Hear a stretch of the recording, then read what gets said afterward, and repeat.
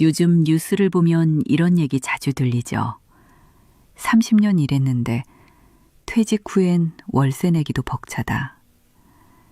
서울에 사는 58세 김정수 씨는 얼마 전 퇴직금을 모두 정리했지만 몇 달도 안 돼 통장 잔고가 반토막이 났다고 합니다. 물가가 오르고 달러 환율은 치솟고 병원비는 매달 늘어나는데 연금은 여전히 제자리. 여러분은 어떠신가요? 혹시 요즘 내가 이 돈으로 노후를 버틸 수 있을까 하는 불안감 느끼고 계시진 않나요? 통계청 자료에 따르면 우리나라 50대, 60대 중 절반 이상이 은퇴 후 생활비가 부족하다고 답했습니다. 그런데 더 놀라운 건 이미 퇴직한 분들조차 매달 부족한 돈을 메우기 위해 예금을 깨거나 빚을 내고 있다는 사실입니다. 열심히 일했는데 이제 와서 불안에 떠는 현실.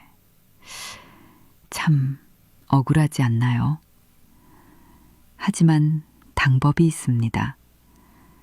지금이라도 자산의 흐름을 원화가 아닌 달러로 바꾸면 평생 월급처럼 들어오는 현금 흐름을 만들 수 있다고 말하는 전문가들이 있습니다. 이미 수많은 은퇴자들이 서울 도봉구의 오래된 아파트 단지, 햇살이 약하게 들어오는 3층 현관 앞에는 낡은 운동화 한 켤레가 조용히 놓여 있었다. 먼지 묻은 고무 밑창, 닳아버린 끈 끝자락, 한때 매일같이 출근길 지하철을 향해 뛰던 박진태 씨의 발자국이 고스란히 남아 있었다. 그는 올해 초 중소기업 영업부 부장으로 정년퇴직을 했다. 평생을 거래처를 돌며 비오는 날에도 샘플 가방을 들고 다니던 성실한 회사원이었다. 동료들은 그를 묵직한 사람이라 불렀고 거래처 사장들도 박 부장 오면 믿음이 간다고 했다. 그가 받은 퇴직금은 1억 2천만 원. 적지 않은 돈이었지만 그에게 그것은 평생을 바친 대가라기보단 이제부터는 내가 알아서 살아라는 세상의 인사처럼 느껴졌다. 퇴직 첫날 아침, 박진태 씨는 오랜만에 늦잠을 자고 낡은 운동화를 신고 근처 공원을 걸었다. 이제는 나도 좀 쉬어야지. 햇살을 받으며 그렇게 중얼거렸지만 그의 머릿속은 잠시도 편하지 않았다. 물가는 매달 오르고 연금은 겨우 80만 원 남짓. 아내 이정화 씨와 단둘이 살아도 매달 들어가는 고정비만 200만 원이었다. 이대로 있으면 5년도 못 버티겠네. 퇴직금 통장을 들여다보며 그가 중얼거렸다. 그날 저녁 아내가 말했다. 여보, 요즘 뉴스에 나오던데 다들 부동산 투자한다잖아요. 퇴직금으로 오피스텔 하나 사서 월세 받으면 되지 않아? 그 말은 그에게 이상할 만큼 희망적으로 들렸다. 직장 동료 중 한 명도 수익형 오피스텔로 노후 준비한다며? 최근 분양받은 이야기를 했었다. 그래, 그래야지. 돈이 일하게 만들어야지.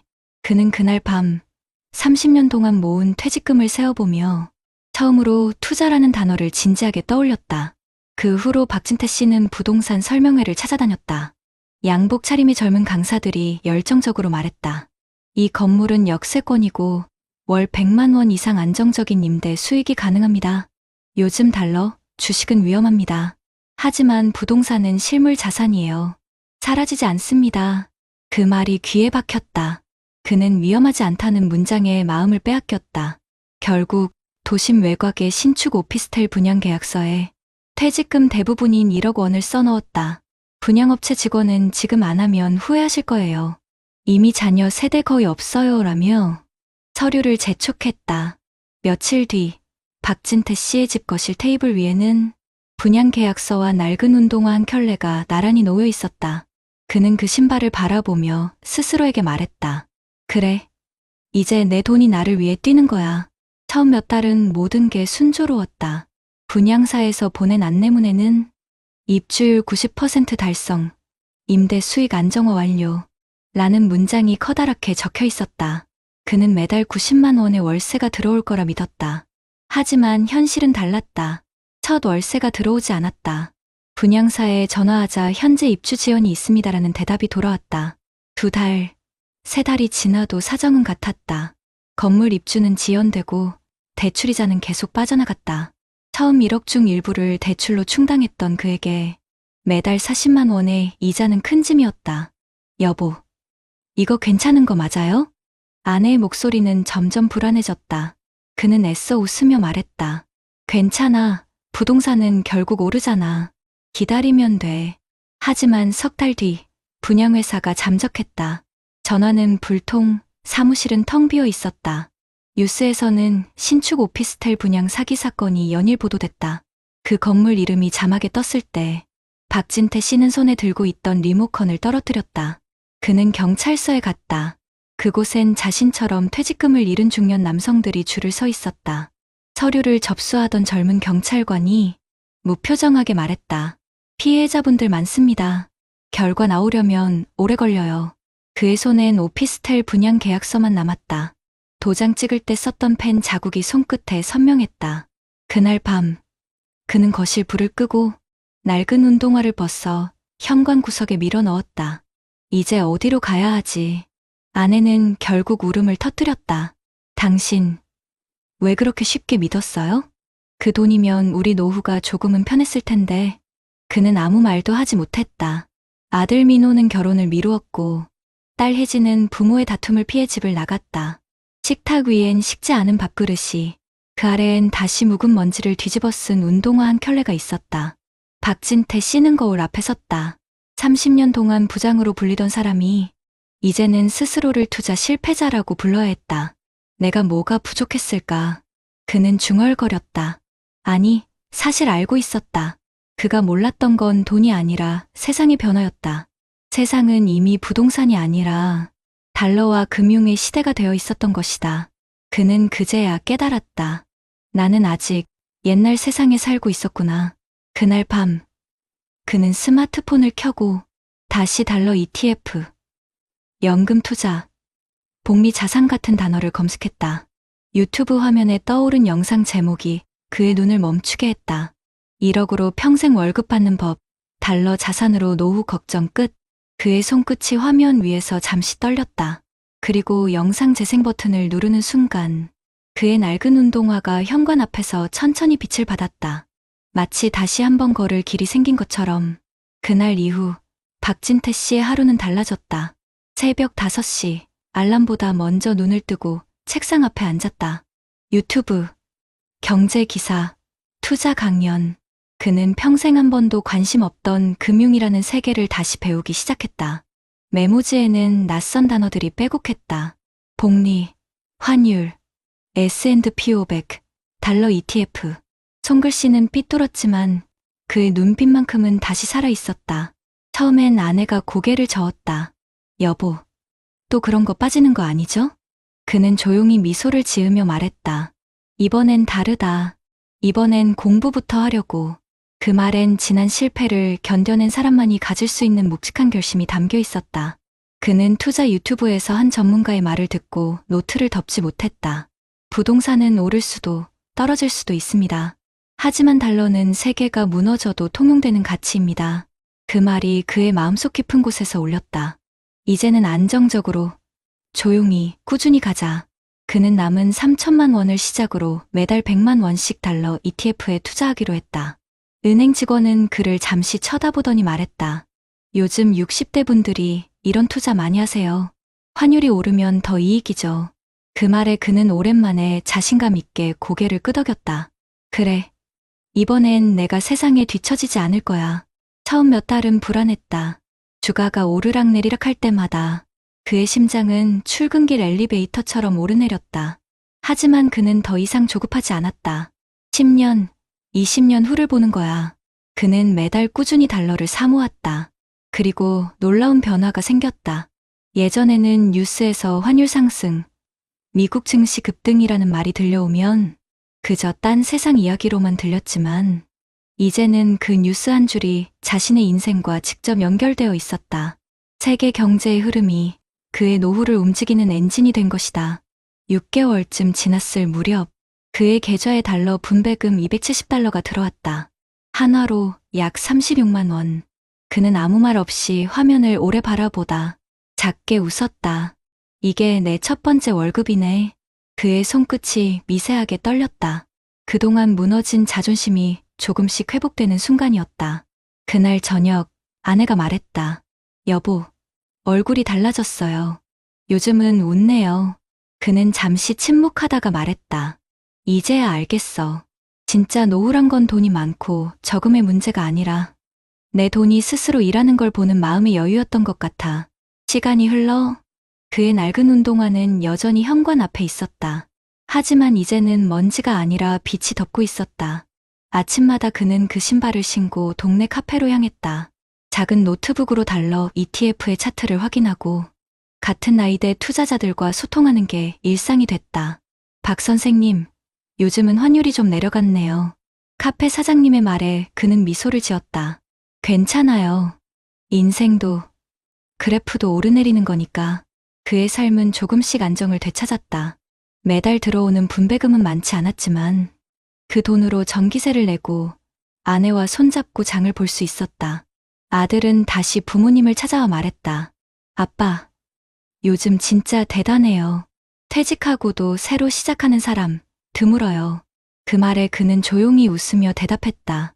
늦게 배운 게 아니야. 이제야 제대로 배운 거지. 하루는 아내가 그에게 물었다. 여보, 이제 돈 걱정은 좀 덜했어요? 그는 창가에 걸린 햇살을 바라보며 말했다. 이제는 돈이 아니라 시간을 모으고 있어. 내가 일하지 않아도 달러가 일하니까. 그 말에 아내는 눈시울이 붉어졌다. 그가 얼마나 많은 밤을 후회와 불안 속에서 보냈는지 누구보다 잘 알고 있었기 때문이다. 이제 그의 낡은 운동화는 주말마다 다른 곳을 향한다. 은행 대신 도서관, 부동산 설명회 대신 투자 스터디. 그는 후배 은퇴자들에게 자주 말했다. 퇴직금은 집이 아니라 평생 월급을 만드는 데 써야 해요. 세상은 바뀌었어요. 이젠 땀 흘리는 대신 돈이 일하게 만들어야죠. 그 말에 후배들은 고개를 끄덕였다. 박진태 씨의 삶이 그 증거였다. 어느 봄날 그는 아내와 함께 낡은 운동화를 버리기로 했다. 그 신발은 평생 가족을 위해 뛰던 지난 세월의 상징이었다. 그는 조용히 신발을 손에 들고 말했다. 이제 이 운동화 대신 내 돈이 뛰고 있으니까. 아내는 웃었다. 그리고 두 사람은 함께 동네 공원을 걸었다. 햇살이 따뜻했고 바람이 부드러웠다. 그날 저녁 그는 자신의 투자 계좌를 열었다. 잔고는 4천만 원대에서 5천만 원으로 늘어나 있었다. 아내가 옆에서 물었다. 그게 다 이자예요? 그는 고개를 저으며 말했다. 아니, 세상이 바뀌고 있다는 증거야. 그는 창문을 열고 저 멀리 하늘을 바라보았다. 그의 얼굴엔 더 이상 두려움이 없었다. 이제는 하루하루가 노후가 아닌 새로운 시작이었다. 그리고 영상 자막처럼 마음속에 떠올랐다. 달러는 단지 돈이 아닙니다. 세상 어디서나 통하는 신뢰의 언어이자 당신의 시간을 지켜주는 방패입니다. 그는 미소 지으며 다시 한번 속삭였다. 이번엔 내 인생이 이길 차례다. 그의 현관 앞에는 여전히 한 켤레의 운동화가 있다. 하지만 이제 그 신발은 끝이 아니라 새로운 출발의 상징이었다. 낡은 운동화가 멈춘 자리에 달러가 뛰는 인생이 시작된 것이다. 이 이야기를 듣는 여러분, 혹시 지금도 퇴직금을 어디에 두어야 할지 고민하고 계신가요? 부동산의 벽이 높아지고 이자율이 요동치는 시대에 우리가 진짜 지켜야 할 건 돈이 아니라 흐름입니다. 여러분의 돈이 여러분보다 먼저 지치지 않도록 이제는 여러분의 달러가 일하게 만들어야 할 때입니다. 여러분 어떠시나요? 위의 사례는 정말 비참하고 서글픈 인생 아닌가요? 하지만 지금부터 소개해드리는 사례는 정반대의 선택으로 행복한 노후를 보내고 있는 한 남자의 이야기입니다. 경기도 용인 수지구의 한 작은 아파트. 아침 햇살이 거실 커튼 사이로 스며들고 은은한 커피 향이 집안에 퍼진다. 식탁에는 조용히 신문을 넘기며 웃고 있는 정혜수 64씨의 모습이 있다. 그의 하루는 여유로웠다. 퇴직한 지 5년이 지났지만 그의 표정에는 걱정 대신 평온함이 묻어 있었다. 그는 대기업 생산관리 부서에서 35년을 근무한 후 정년을 맞아 퇴직금을 1억 5천만 원 받았다. 혜수 씨, 이제 편하게 쉬세요. 이제부터는 당신 인생이에요. 퇴직식 날 팀장이 건넨 꽃다발과 말 한마디가 그에게는 새로운 시작의 신호처럼 들렸다. 하지만 그는 쉬지 않았다. 그는 이미 오래전부터 알고 있었다. 퇴직 후 진짜 싸움은 그 다음부터다. 퇴직 후 일주일간은 일부러 아무 일도 하지 않았다. 낡은 운동화를 신고 공원 벤치에 앉아 지나가는 사람들을 보며 생각했다. 다들 퇴직하면 부동산으로 몰리던데 나도 그래야 하나? 그때 그의 머릿속에 오래전 읽었던 책 한 구절이 떠올랐다. 노후는 자산이 아니라 현금 흐름으로 준비해야 한다. 그는 그 말을 믿었다. 그래서 퇴직금의 절반 이상을 부동산이 아닌 달러, 자산에 투자하기로 했다. 부동산은 오를 수도 떨어질 수도 있지. 하지만 달러는 세계 어디서든 통하잖아. 그는 스스로에게 그렇게 말했다. 아내 최정미 씨는 처음엔 걱정이 많았다. 여보, 괜히 위험한 거 하는 거 아니에요? 주식이나 외화 이런 건 젊은 사람들 하는 거잖아요. 그는 조용히 웃으며 말했다. 이건 투자가 아니야. 우리의 생활비를 만들어주는 시스템을 만드는 거야. 그는 퇴직 직전부터 금융 공부를 시작했다. 출근길마다 경제 유튜브를 듣고 점심시간엔 달러 ETF와 연금 상품을 비교했다. 그는 매일 엑셀로 예상 수익률을 계산하며 마치 젊은 시절 회사 프로젝트를 준비하듯 꼼꼼하게 기록했다. 퇴직금의 1억 원은 세 곳으로 나누어졌다. 5천만 원은 달러 ETF 미국, S&P 500 연동형, 3천만 원은 연금저축펀드, 2천만 원은 달러 현금 예금. 그는 남은 5천만 원 중 일부로 노후를 위한 보험을 유지하고 생활비는 국민연금과 소액의 월세 수입으로 충당했다. 하지만 모든 선택이 순탄했던 건 아니다. 퇴직 1년 차 주변 친구들이 부동산으로 큰 돈을 벌었다는 소식을 들을 때마다 그의 마음은 흔들렸다. 야, 혜수야, 너 그 돈 그대로 두면 손해야. 요즘 다 상가 투자하잖아. 우리 아파트 단지 앞에도 새 상가 들어서는데 분양가 금방 오른대. 그는 그 말을 들을 때마다 잠시 흔들렸지만 곧 자신이 적어둔 노트를 다시 펼쳤다. 유행은 바뀌지만 원칙은 변하지 않는다. 그 문장을 보며 그는 스스로를 다잡았다. 그는 누구보다 검소했다. 새 차를 사고 싶다는 아내의 말에도 지금은 차가 아니라 달러가 움직여야 해. 그렇게 말하며 중고차를 계속 몰았다. 2023년 달러 환율이 오르기 시작했다. 뉴스에서는 연일 환율 1,400원 돌파라는 자막이 쏟아졌다. 그의 달러 자산이 오르기 시작한 것이다. 처음 5천만 원으로 시작한 투자금은 1년 만에 5,800만 원이 되었고 분배금까지 포함하면 연 7% 이상의 수익을 냈다. 아내는 여전히 믿기지 않는다는 표정으로 말했다. 이거 진짜로 돈이 이렇게 생기는 거예요? 그는 웃으며 말했다. 응. 이게 바로 복리의 힘이야. 우리 둘 다 일하지 않아도 이 돈이 일하고 있잖아. 그때부터 아내의 표정에도 안도감이 스며들었다. 두 사람은 매달 들어오는 분배금 중 일부로 작은 기부를 시작했다. 지역복지관에 정기 후원을 하고 가끔은 손주 장난감을 사기도 했다. 그의 노후는 점점 여유로워졌다. 하지만 진짜 갈등은 2024년 봄에 찾아왔다. 주변 친구들이 다시 부동산 투자 붐에 올라타기 시작했을 때였다. 야, 요즘 상가 매물 다시 오른다더라.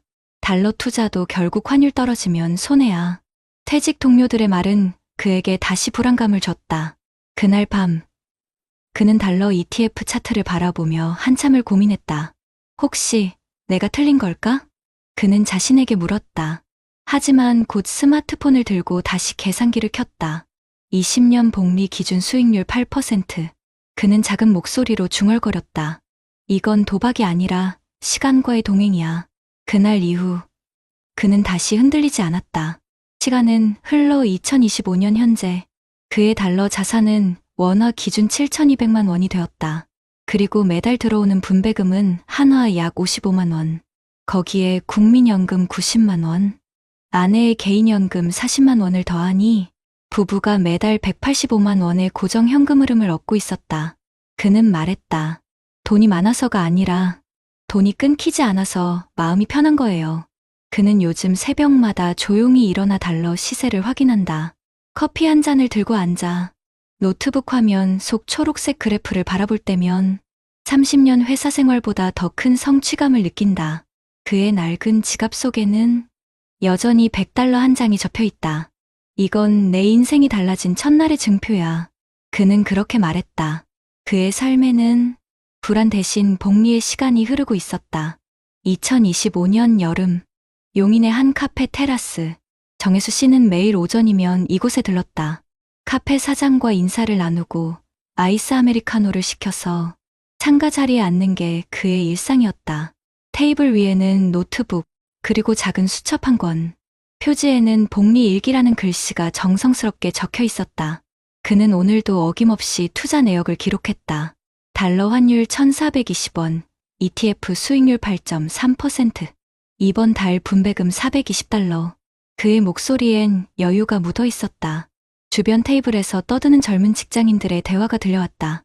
요즘 부동산 다시 오른대. 코인으로 단타 치면 한 달에 몇백은 번다더라. 그는 잠시 그쪽을 바라보다가 피식 웃었다. 나도 저 나이 때 그랬지. 빨리 벌려고만 했던 시절이었어. 하지만 그의 인생이 언제나 이렇게 평탄했던 것은 아니었다. 불과 3년 전까지만 해도 그는 자신감이 없었다. 퇴직 후엔 하루하루가 불안했고, 나 같은 사람도 다시 일어날 수 있을까? 라는 의심이 따라다녔다. 그러나 그가 달러 자산에 투자하며 얻은 건 단순한 돈이 아니었다. 그건 시간에 대한 믿음이었다. 그는 말했다. 달러는 오르내리지만 내 마음은 이제 흔들리지 않아요. 10년, 20년을 두고 보면 결국 꾸준한 게 이기거든요. 2025년 가을, 그의 친구 박진태 씨가 전화를 걸어왔다. 혜수야, 나 지금 너무 힘들다. 오피스텔 값이 반토막이야. 대출 이자도 못 내고 월세도 안 들어오고. 정혜수 씨는 한동안 아무 말도 하지 못했다. 그의 목소리는 예전 그 자신과 닮아 있었다. 진태야, 너 아직 늦지 않았어. 지금이라도 다시 공부해. 이제는 건물이 아니라 흐름이 돈을 만들어주는 시대야. 그 말에 전화기 너머에서 긴 침묵이 흘렀다. 그리고 작게 한마디가 들려왔다. 너는 참 다르다. 나도 그렇게 할걸?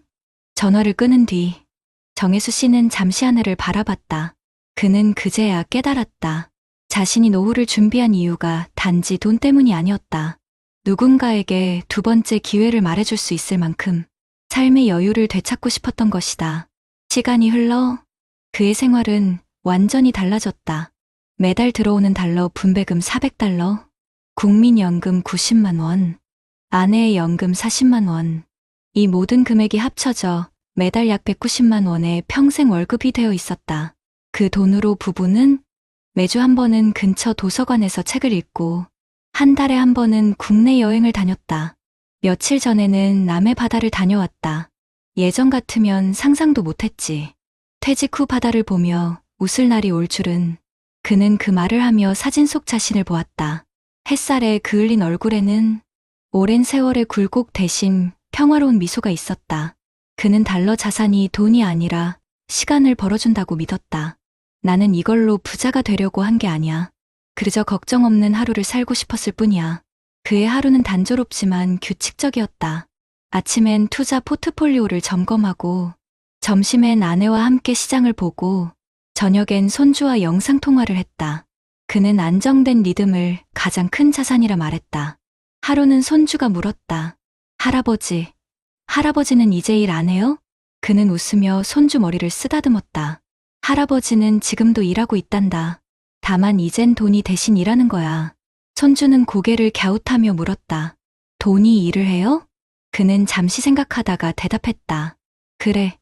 달러는 잠도 안 자고 매일 세상을 돌아다니며 돈을 벌어온단다. 손주는 신기하다는 듯 웃었고 그는 그 웃음 속에서 미래 세대의 희망을 보았다. 2026년이 되면 그는 65세가 된다. 그는 이제 국민연금과 투자 수익만으로도 충분히 생활할 수 있다. 하지만 그는 여전히 매달 달러를 모은다. 이건 내 연금이 아니라 내 리듬이야.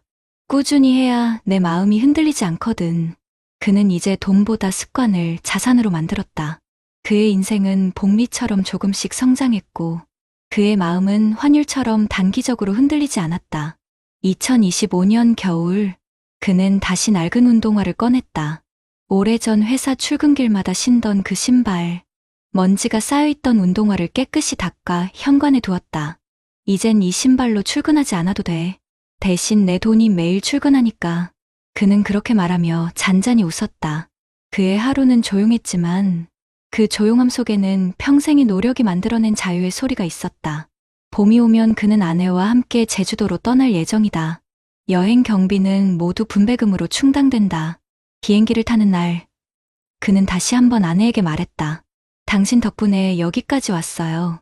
그때 내가 부동산 따라가지 않고 버틸 수 있었던 건 당신이 믿어줬기 때문이야. 아내는 미소 지으며 그의 손을 꼭 잡았다. 이제 진짜로 걱정 없는 노후네요. 정혜수 씨는 요즘 후배들에게 자주 이렇게 말한다. 은퇴 후에 제일 무서운 건 돈이 없는 것이 아니라 돈이 멈추는 것이에요. 여러분, 퇴직금은 묵혀두면 썩습니다. 흐름을 만들어야 합니다. 그의 목소리는 단호했지만 따뜻했다. 그의 이야기를 들은 사람들은 고개를 끄덕였다. 그는 이제 누군가에게 조언을 주는 사람이 되었고, 그 조언은 경험에서 나온 믿음이었다. 그의 삶은 거창하지 않았다. 하지만 확실했다. 퇴직금으로 부동산을 사지 않았고, 달러 자산으로 흐름을 만들었다는 단 하나의 선택이 그의 인생을 바꾸어 놓았다. 그는 말한다. 사람들은 부자 되는 법을 찾지만 나는 가난해지지 않는 법을 먼저 배웠어요. 그게 바로 달러 자산의 힘이죠.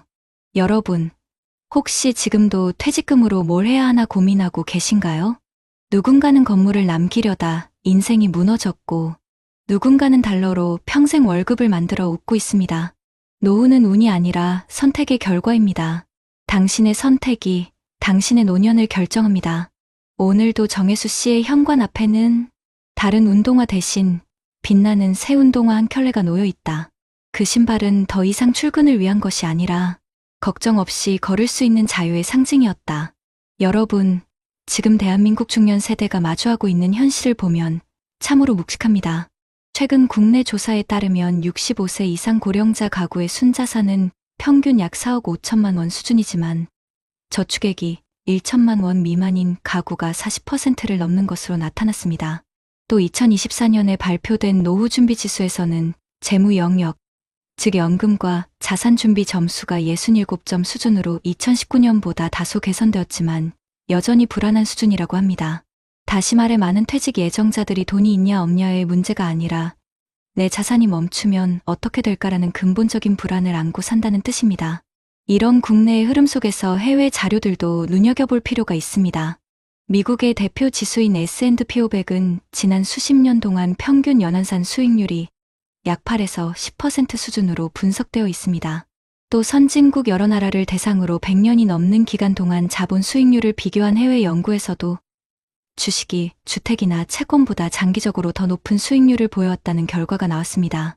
이처럼 해외 데이터는 장기 투자에서 복리의 힘과 시간이 만들어내는 차이가 얼마나 큰지를 잘 보여줍니다. 그렇다면 우리가 기억해야 할 것은 무엇일까요? 그것은 자산의 크기보다 자산이 실제로 흐르고 있느냐, 즉 꾸준히 수익을 만들어내는 구조를 갖추고 있느냐 하는 점입니다. 실제로 국내 은퇴 가구 조사에 따르면 평균 순자산이 4억 원대 중반이라 해도 중간값은 2억 원이 채 되지 않으며 연간 소득도 2천만 원 안팎에 머물고 있습니다. 이는 일부는 여유로운 노후를 보내지만 대다수는 자산은 있지만 현금 흐름이 부족한 상태로 살아간다는 뜻이기도 합니다. 결국 노후 준비에서 중요한 것은 언제까지 일할 수 있을까가 아니라 언제 일을 그만둬도 돈이 일하도록 만들어 놓았는가입니다. 국내외 통계가 말해주는 메시지는 분명합니다. 단순히 자산을 쌓는 것으로는 충분하지 않습니다.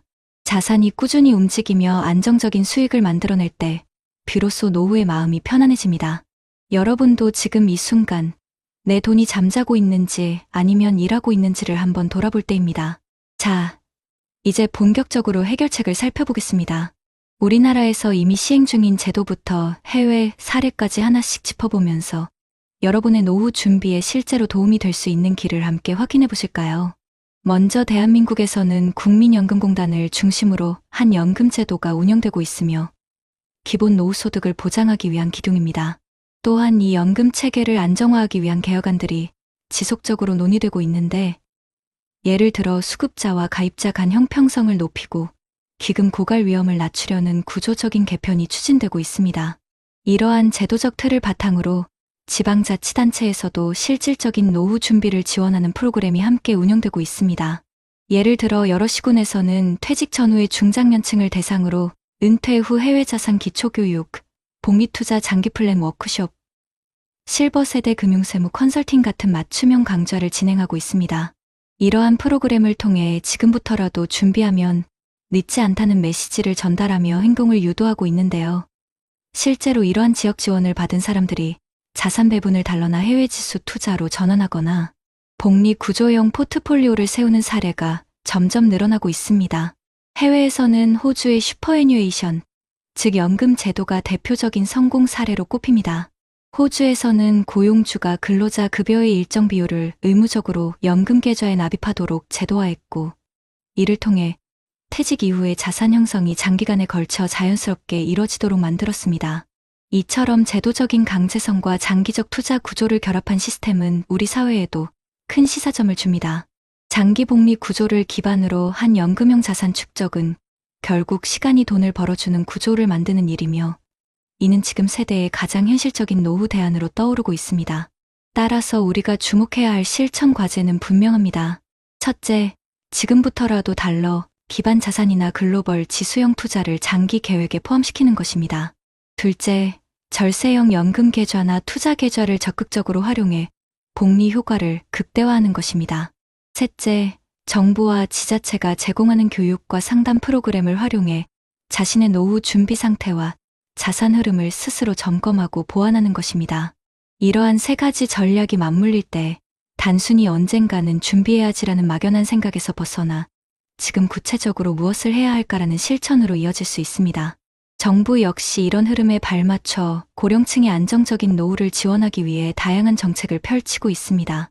중장년 재무설계 상담 서비스, 지자체별 은퇴 전환 프로그램, 퇴직자 금융교육 등이 그 예입니다. 서울시는 중장년을 대상으로 한 신중년 금융학교를 통해 재무와 투자 기초를 교육하고 있고, 부산과 대구에서는 은퇴 후 자산관리 11상담센터를 운영하면서 실제 투자 상품의 구조와 위험을 함께 점검해주는 시스템을 갖추고 있습니다. 이런 제도는 단순히 돈을 버는 기술을 알려주는 게 아니라 자신의 돈이 어떻게 일하는가를 스스로 이해하게 만드는 데 목적이 있습니다. 마지막으로 해외의 또 다른 사례로는 미국의 401k 제도가 있습니다. 근로자가 스스로 소득 일부를 장기 투자 계좌로 적립하면 세제 혜택을 주고 기업이 추가로 매칭 납입을 하는 방식입니다. 이렇게 장기적인 복리 구조를 제도화함으로써 근로자 개인이 노후를 자발적으로 준비할 수 있는 환경을 마련했습니다. 유럽에서도 고령화에 대응하기 위해 장기 저축형 연금 제도를 강화하고 있으며, 일본 역시 아이디커라는 개인형 연금 제도를 통해 직장인들이 세제 혜택을 받으며 장기 투자할 수 있도록 돕고 있습니다. 이처럼 전 세계의 흐름은 단순한 저축이 아니라 투자를 통한 복리 구조의 구축으로 바뀌고 있습니다. 결국 노후를 대비한다는 건 불안에 대비하는 게 아니라 시간이 일하는 시스템을 만드는 일입니다. 자산을 가만히 두는 것이 아니라 자산이 꾸준히 움직이며 현금 흐름을 만들어내는 구조를 만들어야 합니다. 지금부터라도 한 걸음만 먼저 내딛는다면 10년 후 여러분의 노후는 완전히 달라질 수 있습니다. 퇴직금이나 여윳돈을 그냥 두기보다 그 돈이 흐를 수 있는 통로를 만드는 것, 그게 바로 오늘 우리가 해야 할 일입니다. 정부의 지원과 제도의 도움을 적극 활용하면서 나의 돈이 세상의 흐름 속에서 꾸준히 자라도록 만드는 것, 그것이 바로 평생 월급이 끊기지 않는 삶으로 가는 가장 현실적인 길입니다. 어느 날의 해질녘, 낡은 운동화를 벗어놓으며 한 남자는 말했다. 이제는 다 끝났다고 생각했어요. 그는 퇴직 후 모든 걸 부동산에 걸었다가 인생의 가장 깊은 어둠 속에 떨어졌던 사람입니다. 한때는 노후엔 월세 수입이 나오겠지라 믿었지만 시장은 냉정했고 현실은 잔인했습니다. 그의 낡은 운동화는 하루하루 생계를 위해 걷던 길 위에 상처처럼 달아 있었습니다. 하지만 그와 같은 시기에 다른 길을 걸은 또 한 사람이 있었습니다. 그는 퇴직 후 달러 자산으로 장기 투자를 시작했고 돈이 아닌 시간이 일하게 만드는 방법을 배웠습니다. 하루벌이 대신 매달 들어오는 작은 배당금이 그의 마음을 지탱했고 그 돈으로 커피 한 잔을 사 마시며 평생의 노고를 위로할 수 있었습니다. 두 사람의 차이는 단순히 돈의 액수가 아니었습니다. 한 사람은 과거의 방식에 머물렀고 다른 한 사람은 미래를 믿었습니다. 누군가는 지금 이 나이에 뭘 새로 해라며 멈춰섰고 또 다른 누군가는 이제라도 배워야지라며 천천히 걸어갔습니다. 세상은 그렇게 한 걸음의 차이로 완전히 다른 노후를 만들어냅니다. 여러분, 인생은 늘 늦은 시점에서 깨닫게 되죠. 하지만 오늘만큼은 여러분이 조금 더 일찍 깨닫길 바랍니다. 지금 가진 돈이 많든 적든 가장 중요한 건 흐름입니다. 흐르는 물은 썩지 않듯 흐르는 돈은 마음을 건강하게 합니다. 그 흐름은 복리의 마법으로, 배당의 시간으로, 혹은 절약된 한 푼의 힘으로 우리를 살게 합니다. 그리고 그 속에서 우리는 다시 한번 깨닫습니다. 나는 여전히 일할 수 있고 내 돈도 나와 함께 일할 수 있다. 한번 무너졌던 그 남자는 지금 작은 카페에서 일하며 다시 일어섰습니다. 이전엔 돈을 쫓았지만 이제는 돈이 나를 도와주게 하는 법을 배웠다고 합니다. 그의 표정은 평온했고 손에는 여전히 그 낡은 운동화가 들려 있었습니다. 그는 말했습니다. 이 신발, 나를 수없이 넘어지게 했지만 또 그만큼 걷게 해줬어요. 돈도 마찬가지예요. 나를 울리기도 했지만 결국은 나를 다시 일으켜 세워줬습니다. 그리고 행복하게 노후를 살아가고 있는 또 한 사람. 매달 들어오는 배당금을 손주 학원비로 쓰며 이건 내가 평생 일해서 받은 연금이야 라고 말하던 할머니의 미소를 기억합니다. 그 웃음은 단순한 여유가 아니라 준비된 인생이 주는 평온함이었습니다. 사람은 누구나 다른 속도로 늙어갑니다. 하지만 준비된 사람은 늙어도 두렵지 않습니다. 준비란 거창한 게 아닙니다. 작은 결심 하나, 꾸준한 실천 하나, 나를 위한 공부 하나가 모여 결국 삶의 방향을 바꿉니다. 그게 바로 여러분의 두 번째 산을 오르는 길입니다. 첫 번째 산이 생계를 위한 등반이었다면 두 번째 산은 마음의 평화를 위한 여행입니다. 이제 우리는 그 산으로 향해야 합니다. 여러분, 우리가 지금부터라도 달라질 수 있다면 10년 후의 우리 모습은 전혀 다른 인생으로 남을 것입니다. 한쪽은 후회로 고개를 숙이겠지만 다른 한쪽은 자신에게 고마워하며 웃을 겁니다. 그 차이는 돈이 아니라 지금의 선택이 만들어냅니다. 오늘 이 영상을 보시는 여러분, 혹시 통장을 열어볼 때마다 불안한 마음이 드시나요? 그렇다면 그것은 이제는 달라져야 한다는 신호입니다. 자산을 공부하고 연금을 챙기고 흐르는 돈의 구조를 만드는 일, 그것이 곧 나를 지키는 방법이고 가족에게 짐이 아닌 든든한 울타리가 되는 길입니다. 마지막으로 여러분께 이렇게 전하고 싶습니다. 돈은 떠나가도 준비된 사람은 절대 무너지지 않습니다. 지금 시작하세요. 늦었다는 생각이 드는 순간이 바로 가장 빠른 출발점입니다. 그리고 그 길의 끝엔 잔잔한 미소로 하루를 맞이하는 여러분이 있을 것입니다. 낡은 운동화를 신은 채 힘겹게 걷던 어제의 당신이 이제는 편안한 구두를 신고 여유롭게 산책하는 내일의 당신으로 바뀌길 진심으로 바랍니다. 그것이 이 영상을 만든 이유이며 우리 모두가 함께 꿈꾸는 따뜻한 노후의 얼굴입니다.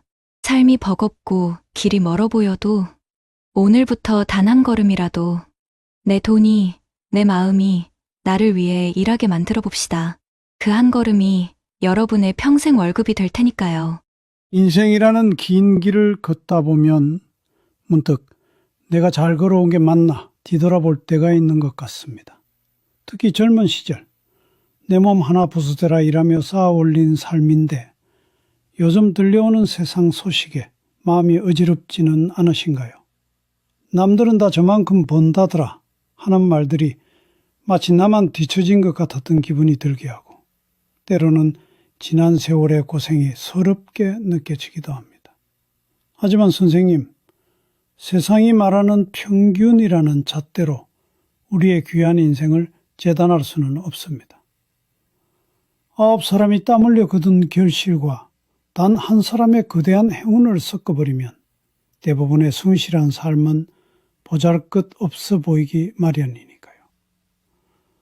오늘은 그 숫자 뒤에 숨겨진 진실과 함께 더 이상 남과 비교하며 상처받지 않고 우리의 남은 인생을 더 빛나게 만드는 지혜를 나눠보려 합니다. 부디 끝까지 함께 해주세요. 제 손때 묻은 낡은 가방 안에는 아직도 빛바랜 사원증 하나가 들어 있습니다. 평생의 청춘을 바친 일터의 문을 열어주던 저에겐 훈장과도 같았던 플라스틱 조각입니다. 달아빠진 모서리를 손끝으로 쓸어보면 삑 소리와 함께 굳건히 열리던 그 쇠문 소리가 지금도 귓가에 맴도는 듯합니다. 하지만 이제 그 문은 제 앞에서 두 번 다시 열리지 않습니다.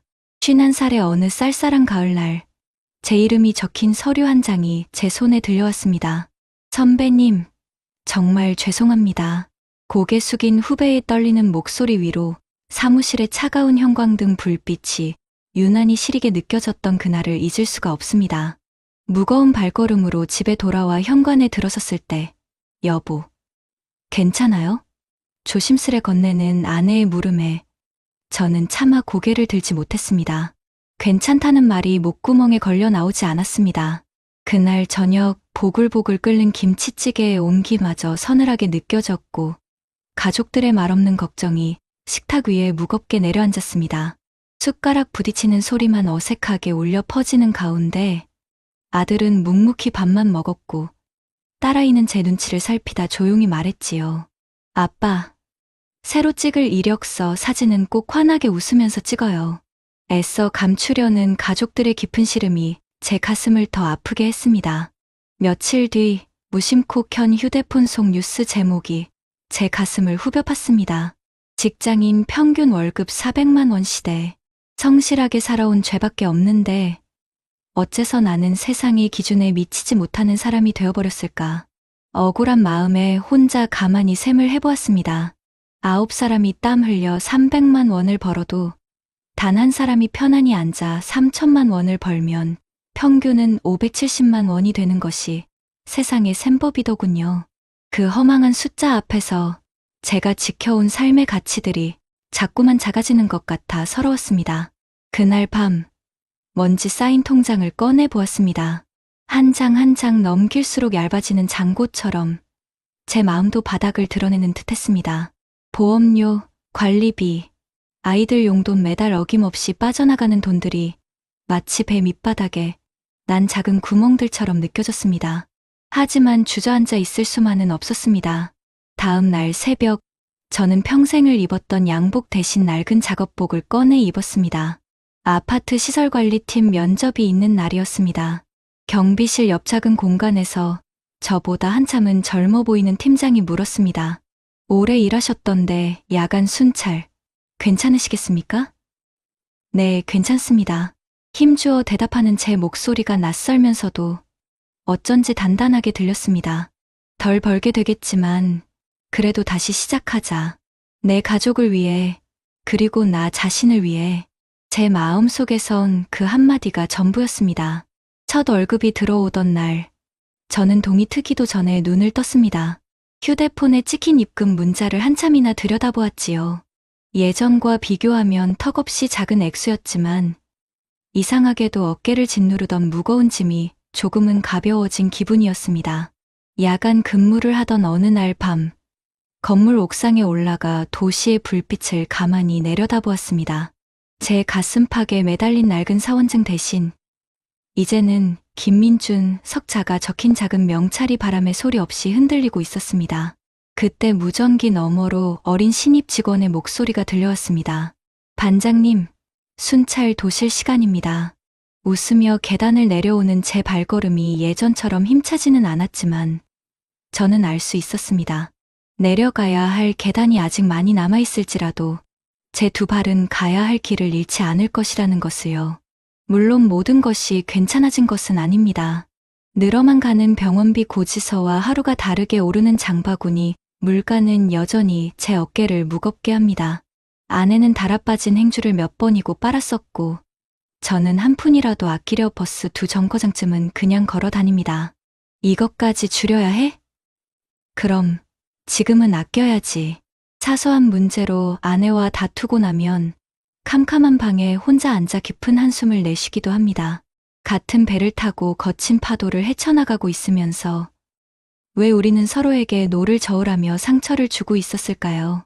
어느 주말 저녁, 오랜만에 만난 옛 동료가 술 기운을 빌려 물었습니다. 너 요즘은 얼마나 버냐? 저는 그저 웃어넘겼지만 집으로 돌아오는 지하철 창문에 비친 제 얼굴이 참 초라해 보였습니다. 그때였습니다. 딸아이에게서 문자 한 통이 왔습니다. 아빠, 제가 영상 만드는 거 배웠는데 아빠 인생 이야기도 하나 만들어 드릴까요? 그 짧은 문장 하나에 얼음장 같던 제 마음이 뜨끈하게 녹아내렸습니다. 그날 밤 저는 서랍 깊숙한 곳에 낡은 사원증을 가만히 눕혀두었습니다.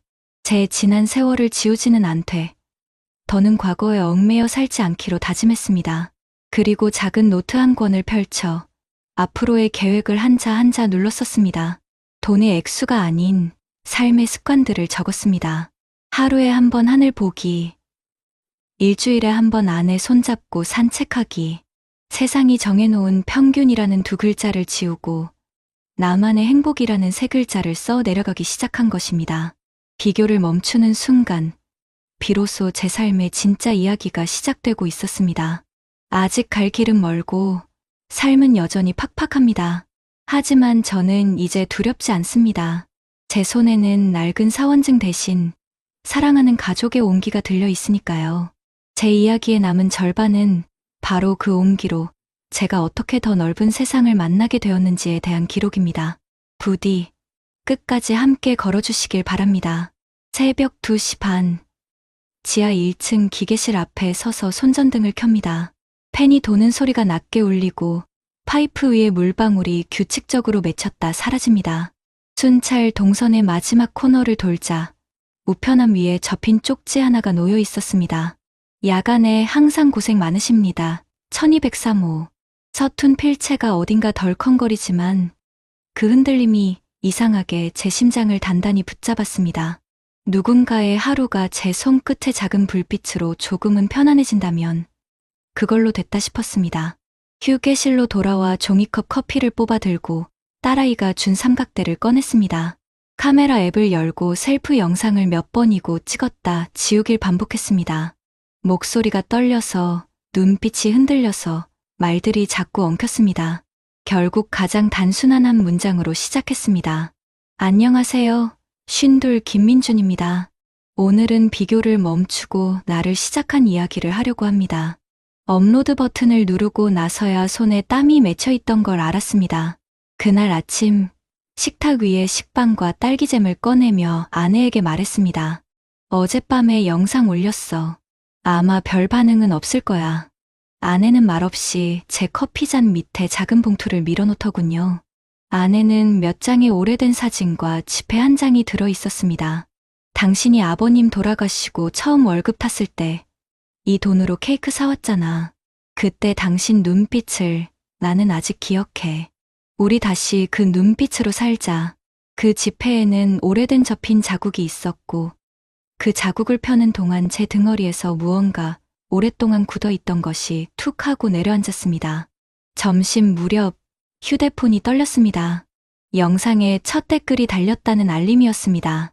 저도 67세에 경비 시작했어요. 평균 때문에 스스로를 미워했는데 오늘 덕분에 숨이 좀 놓였습니다. 고맙습니다. 이름도 없는 그 한 줄이 어쩐지 구구벽 같았습니다. 그날 이후로 저는 야간 순찰이 끝나면 20분씩 책상에 앉았습니다. 전기기능사 필기 교재를 펼쳐 표시펜으로 단권화하고 모르는 용어 옆에는 작은 메모를 달았습니다. 지식이 돈이 되기 전에 먼저 마음의 지지대가 되어주더군요. 물론 집 안의 파도는 한 번에 잦아들지 않았습니다. 아들이 조심스레 말을 꺼냈습니다. 아빠, 컴퓨터가 너무 느려 발표 영상 편집해야 하는데 순간 제 입에서 거칠게 튀어나온 말. 지금 이때에 그게 우선이야? 말끝이 가시를 드러내는 순간 아이의 어깨가 움찔했습니다. 방으로 들어간 뒤 문틈으로 새어나온 침묵이 집안을 오래 떠돌았습니다. 밤이 깊어갈 때 저는 노트를 들고 조용히 아이 방 앞에 섰습니다. 아빠가 미안하다. 우선의 순서를 우리 같이 정하자. 그날 우리는 우리 집만의 기준표를 만들었습니다. 비교 금지 월 3만 원 희망통장 자동이체, 주 1회 가족 산책, 학업 건강 관계 최우선. 네 줄의 원칙이 벽에 붙었습니다. 글씨는 제각각이었지만 방향은 한 곳을 향하고 있었습니다. 일요일 오후 동네 복지관의 중장년 상담 창구에 갔습니다. 상담사는 제 말을 오래 끊지 않고 들어주었습니다. 경력 전환이 처음엔 자존심을 건드리죠. 그래도 선생님, 지금의 명찰이 선생님을 작게 만들진 않아요. 그 명찰을 다는 사람이 선생님이니까요. 소개받은 교육과정 목록 중 기계 설비 유지 관리와 전기 안전 실무에 표시를 해두었습니다. 아내는 옆자리에서 일정표를 챙겨주면서 말했습니다. 이제 당신 시간이 어디에 쓰이는지가 우리의 수입이야. 돈뿐 아니라 마음까지. 한 달쯤 지났을 때 회사 동기들의 단톡방에 모임 공지가 올라왔습니다. 망설였지만 나가 보기로 했습니다. 술잔이 오가고 연봉과 보너스 이야기가 공기 중에 기름처럼 번졌습니다. 누군가 가볍게 툭 던졌습니다. 민준이는 요즘 얼마 받냐? 예전 같으면 허겁지겁 화제를 돌렸을 겁니다. 그날은 잔을 내려놓고 웃으며 말했습니다. 나? 숫자보다 시간으로 봤지. 새벽 하늘, 딸과의 편집 시간, 아내랑 걷는 강변, 그리고 야간 근무 끝나고 마시는 커피. 꽤 후에 잠깐의 정적 뒤에 누군가가 어색하게 웃었고 누군가는 고개를 끄덕였습니다. 비교의 화살이 허공에서 힘을 잃어 떨어지는 소리가 제 안에서 분명히 났습니다. 퇴근길, 저는 오래 묵혀둔 양복 2벌을 들고 나눔 상자 앞에 섰습니다. 주머니에서 사원증을 꺼내 하얀 봉투에 넣고 짧게 적었습니다. 수고했다. 이제 놓아주자. 봉투를 닫고 뚜껑을 덮는 순간 어깨가 스스로 뒤로 젖혀졌습니다. 그날 밤 영상 댓글에 새로운 메시지가 달렸습니다. 선생님, 남편에게 보여줬어요. 오늘 우리도 집안 기준표 만들었답니다. 화면 밝기를 낮추는데도 글자들이 오래 빛났습니다. 겨울이 가까워지자 손끝이 시렸습니다. 야간 순찰 중에 902호 할머니가 쓰러졌다는 무전이 들어왔고 저는 앞치마를 메고 계셨던 경비 아저씨와 함께 엘리베이터로 뛰었습니다. 할머니, 괜찮으세요? 혈압을 재고 따뜻한 물수건을 이마에 얹었습니다. 구급차가 오기 전까지 손을 꼭 잡고 있었는데 할머니가 아주 작게 속삭였습니다. 살다 보면 많이 놓치지. 그래도 사람은 사람 손으로 살아나. 그 말이 이상하게 제 손목을 단단히 묶었습니다. 저는 알았습니다. 내가 지키는 건 단순한 시설이 아니라 사람의 밤이라는 걸요. 자격증 시험 날, 낡은 점퍼 주머니에 딸이 끼워준 젤리 한 봉지가 들어 있었습니다. 시험 잘 보고 틀려도 괜찮아 딸 올림. 시험지를 뒤집는 순간 손이 덜 떨렸습니다. 결과는 합격도 불합격도 아닌 아슬아슬. 그런데도 저는 웃을 수 있었습니다. 평균과 순위 대신 어제보다 한 줄 더 이해한 회로가 제게 남았으니까요. 돌아오는 길, 복지관 앞 가게에서 호떡을 샀습니다. 아내는 속이 뜨거워서 조심해 하며 반을 갈라 제 손에 쥐어주었습니다. 달고 뜨거운 설탕의 끈기가 입천장에 닿아 퍼질 때 저는 거의 본능적으로 생각했습니다. 인생의 달콤함은 누군가와 반을 나눌 때 비로소 제맛이 난다는 걸. 그날 밤 삼각대를 창가에 세우고 다시 녹화를 눌렀습니다. 이번엔 카메라를 오래 바라보지 않았습니다. 대신 창밖의 불빛을 배경으로 손전등을 끄고 켜며 말했습니다. 우리는 늘 남의 불빛과 내 불빛을 비교합니다. 하지만 여러분, 이 작은 빛도 누군가의 밤길을 안내할 수 있습니다. 제 이야기의 결론은 단순합니다. 내가 켤 수 있는 불부터 켭시다. 업로드하고 난 다음 저는 명찰을 벗어 손바닥에 올려두었습니다. 차갑지도 뜨겁지도 않은 그 촉감이 신기했습니다. 이건 직업의 이름이 아니라 내가 오늘 책임질 얼굴이라는 뜻이겠지요. 며칠 뒤 딸과 저는 휴일 낮에 공원 벤치에 앉아 다음 영상을 기획했습니다. 아빠, 구독자분 사연 인터뷰 어때요? 우리 또래 자녀들 이야기랑도 연결하고 저는 고개를 끄덕였습니다. 좋지. 대신 한 가지 약속. 우리는 누구와도 비교하지 않는다. 그 사람의 속도로 듣고 이해하고 필요하면 손을 잡아준다. 딸아이가 환하게 웃었습니다. 그 웃음은 오래전에 제가 첫 월급으로 사왔던 케이크의 촛불처럼 흔들리며 그러나 끝내 꺼지지 않았습니다. 밤이 깊어지면 저는 여전히 기계실과 복도를 걷습니다. 손전등을 비출 때마다 저 멀리서 작은 반사판이 반짝입니다.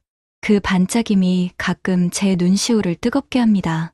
남과 비교하는 순간 불행이 시작되고 나를 인정하는 순간 행복이 시작된다는 말을 저는 이제 인용구가 아니라 생활로 압니다. 평균이 말하는 세상 대신 내가 만들어가는 평균으로 하루를 채웁니다. 오늘은 3번 웃고, 2번 고마워하고, 1번 미안하다고 말하는 것. 내일은 4번 웃고, 3번 고맙다고 말해보는 것. 그게 우리 집의 평균입니다. 집 현관을 열면 딸이 붙여둔 종이가 아직도 반짝입니다.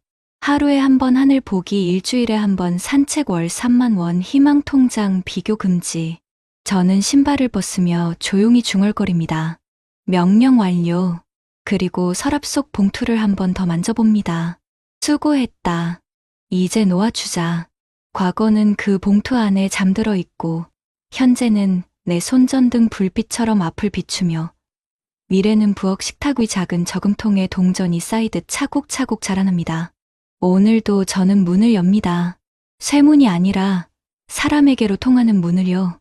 제 작은 불빛이 누군가의 밤길을 30초라도 덜 외롭게 해준다면 그걸로 충분합니다. 그리고 언젠가 제 삼각대 위 카메라 앞에서 이렇게 말할 겁니다. 여러분, 평균의 함정에서 빠져나온 날부터 우리의 인생은 다시 켜집니다.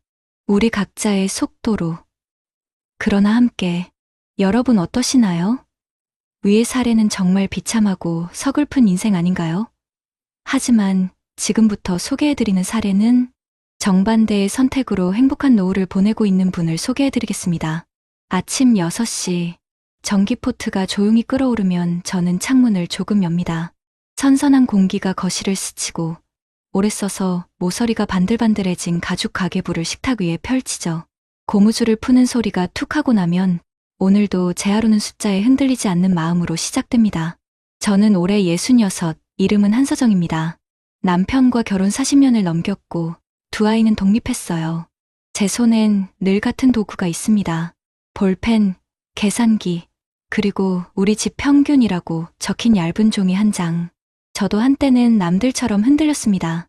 뉴스에서 평균 월급 400만 원이란 말이 들릴 때마다 우리 집 통장 잔고와 남의 평균을 겹쳐보는 습관이 있었거든요. 그런데 어느 날 시장에서 상추값을 고르다가 문득 깨달았습니다. 상추 한 단에도 집집마다 다른 쓰임새가 있듯 돈도 우리 집의 사정으로 써야 한다는 걸요. 그날 이후 저는 남의 숫자 대신 우리의 기준을 만들었습니다. 첫째, 세 바구니 원칙. 월급이 들어오던 시절부터 우리는 돈을 3바구니에 나눴습니다. 살림 바구니 먹고 사는 비용, 비상 바구니 병원 수리 실직 대비, 꿈 바구니 여행 배움, 남편이 퇴직할 즈음 비상 바구니엔 6개월치 생활비가 고스란히 들어있었고, 꿈 바구니엔 저의 오랜 소망 바느질 교실 열기를 위한 소액의 씨앗돈이 모여 있었죠. 둘째, 집다운 집. 우리는 큰 평형 대신 관리 쉬운 소형 아파트로 갈아탔습니다. 엘리베이터 점검비, 겨울 난방비, 각종 수리비. 집은 커질수록 돈도 같이 부풀어 오른다는 걸 저는 주부의 손으로 배웠습니다. 이사한 첫날, 저는 베란다에 작은 화분 2개를 놓고 우리 키울 만큼만 키우자고 마음속으로 적었습니다. 셋째, 관계의 경계. 아이들이 성인이 된 뒤로 저는 제가 지킬 수 있는 선을 분명히 했습니다. 필요한 도움은 주되 보증은 절대 서지 않기. 생활비는 주지 않아도 기술과 시간은 늘 내어주기. 엄마, 이번 달엔 좀 힘들어. 아이가 그렇게 말하면 저는 제 가계부를 펴서 함께 목록을 줄이고 다음 달에 채울 방법을 같이 찾았습니다. 대신 제가 병원에 갈 때면 아이들은 제 시간을 채워줬습니다. 엄마, 검사 날엔 내가 모실게. 돈 대신 서로의 시간을 주고받는 합의. 우리 가족의 작은 헌법이었죠. 넷째, 건강은 비용이 아니라 자산. 남편이 회사를 다닐 때부터 매주 토요일 오전은 동네 언덕길 걷기로 묶어두었습니다. 비 오면 우산 쓰고, 눈 오면 목도리 두르고, 아플 때 쓰려던 돈의 절반은 아프지 않기 위해 썼습니다. 운동화는 낡을수록 편안해지고, 저는 그 밑창에 저희 부부의 미래가 덧댐되는 걸 느꼈습니다. 다섯째, 배움의 명함. 저는 쉰을 넘기고 자격증 하나를 더 땄습니다. 손바느질 강사 과정. 돈을 벌겠다는 계산보다는 노년의 하루가 의미 있는 시간으로 채워지는 게 먼저였거든요. 복지관에서 봉사로 시작한 작은 수업은 지금도 일주일에 1번씩 열립니다. 회비는 받지 않습니다. 대신 참가자들과 한 끼 반찬 레시피를 서로 나눕니다. 제 노후의 수입은 숫자만이 아니라 사람 냄새로도 채워진달까요? 이렇게 쓰니 여러분은 그래도 힘든 순간이 있었을 텐데 하실 겁니다. 물론입니다. 작년 봄 남편이 갑자기 허리 디스크로 입원했어요. 그때 저는 가계부의 비상바구니에서 돈을 꺼내며 손이 덜 떨렸습니다. 왜냐하면 쓸 자리를 미리 정해둔 돈은 나갈 때도 품위가 있었거든요. 병실 창가에 앉아서 저는 남편에게 말했습니다. 여보, 이번 달 꿈 바구니는 비워도 돼. 대신 우리가 살아난 뒤 다시 채우면 되잖아.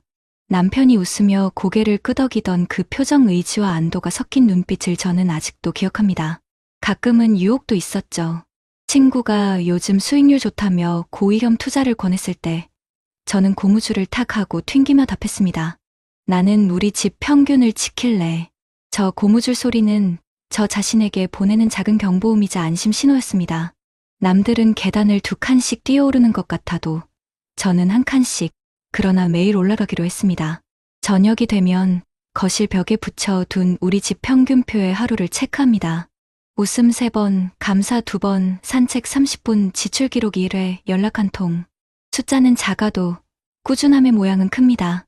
어느 날은 감기 기운에 산책을 못하고 어느 날은 아이와 통화가 길어져 지출 기록이 밀리기도 합니다.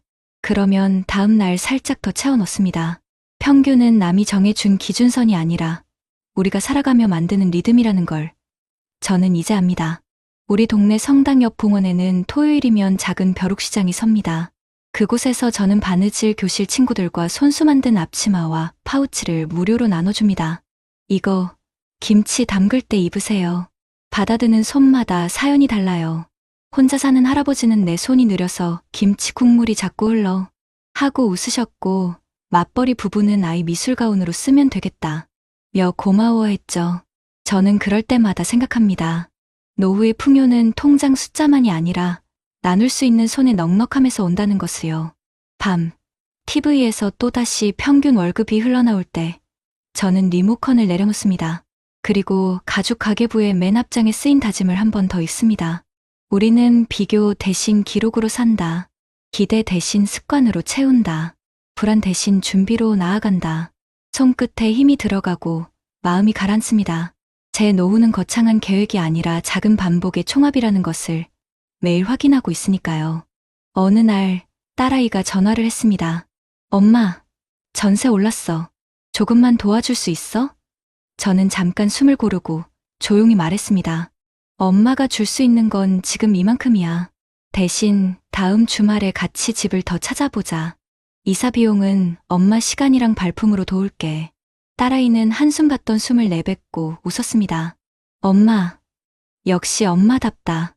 전화를 끊고 나니 제 안에서 미안함 대신 단단함이 남았습니다.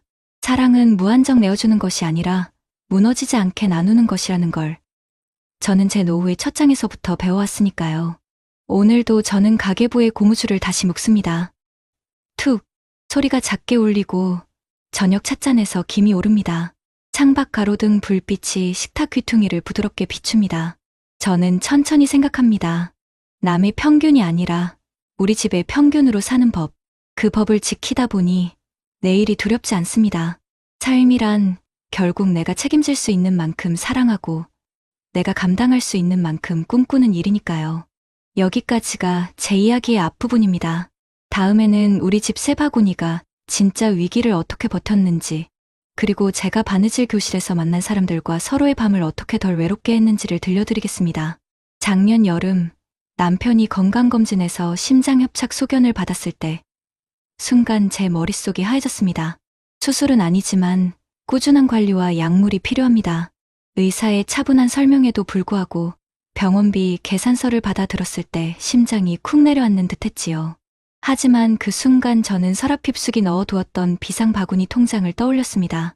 고무줄을 풀 때 나는 익숙한 툭 소리처럼 제 마음도 묘하게 안정되더군요. 돈을 쓸 자리를 미리 정해두니 막상 꺼낼 때는 불안보다 준비해 두었다는 자부심이 먼저였습니다.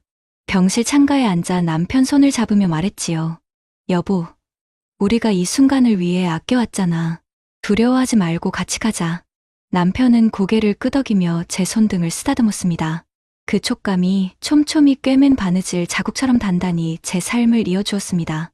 위기는 거기서 끝이 아니었습니다. 가을이 되자 장바구니 물가가 한 달 새 몇만 원이나 더 올랐습니다. 시장에서 사과 한 봉지를 들고 계산하려다 예전 같으면 그냥 사자 했을 물건들을 한참 들었다 내려놓기를 반복했습니다. 하지만 집에 돌아와 냉장고 앞에 붙여 둔 우리 집 평균표를 보며 숨을 고르곤 했습니다. 지출 기록 1회.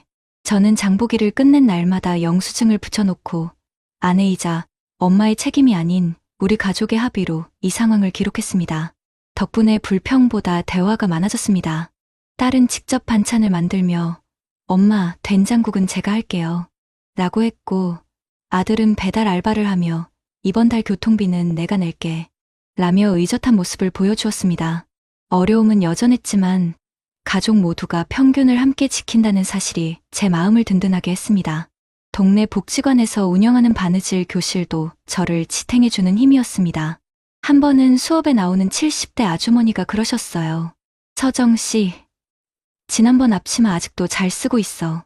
근데 이번에는 사위한테 줄 파우치 하나 만들어줄 수 있을까?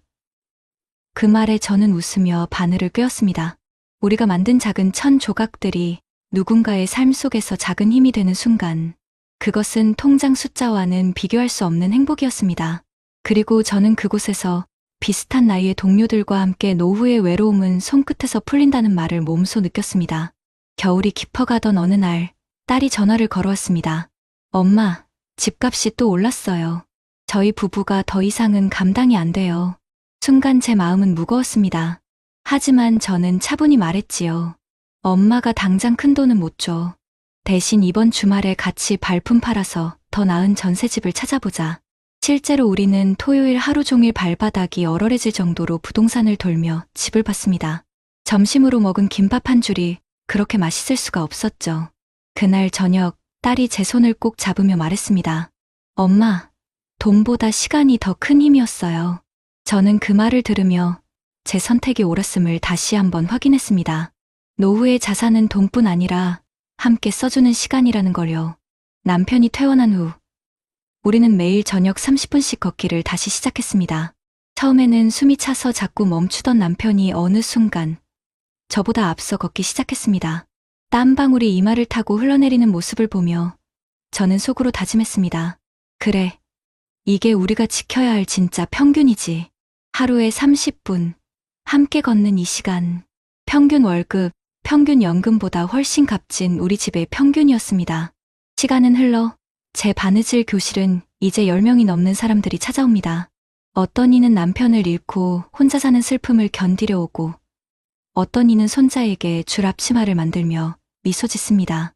저는 수업을 마칠 때마다 말합니다.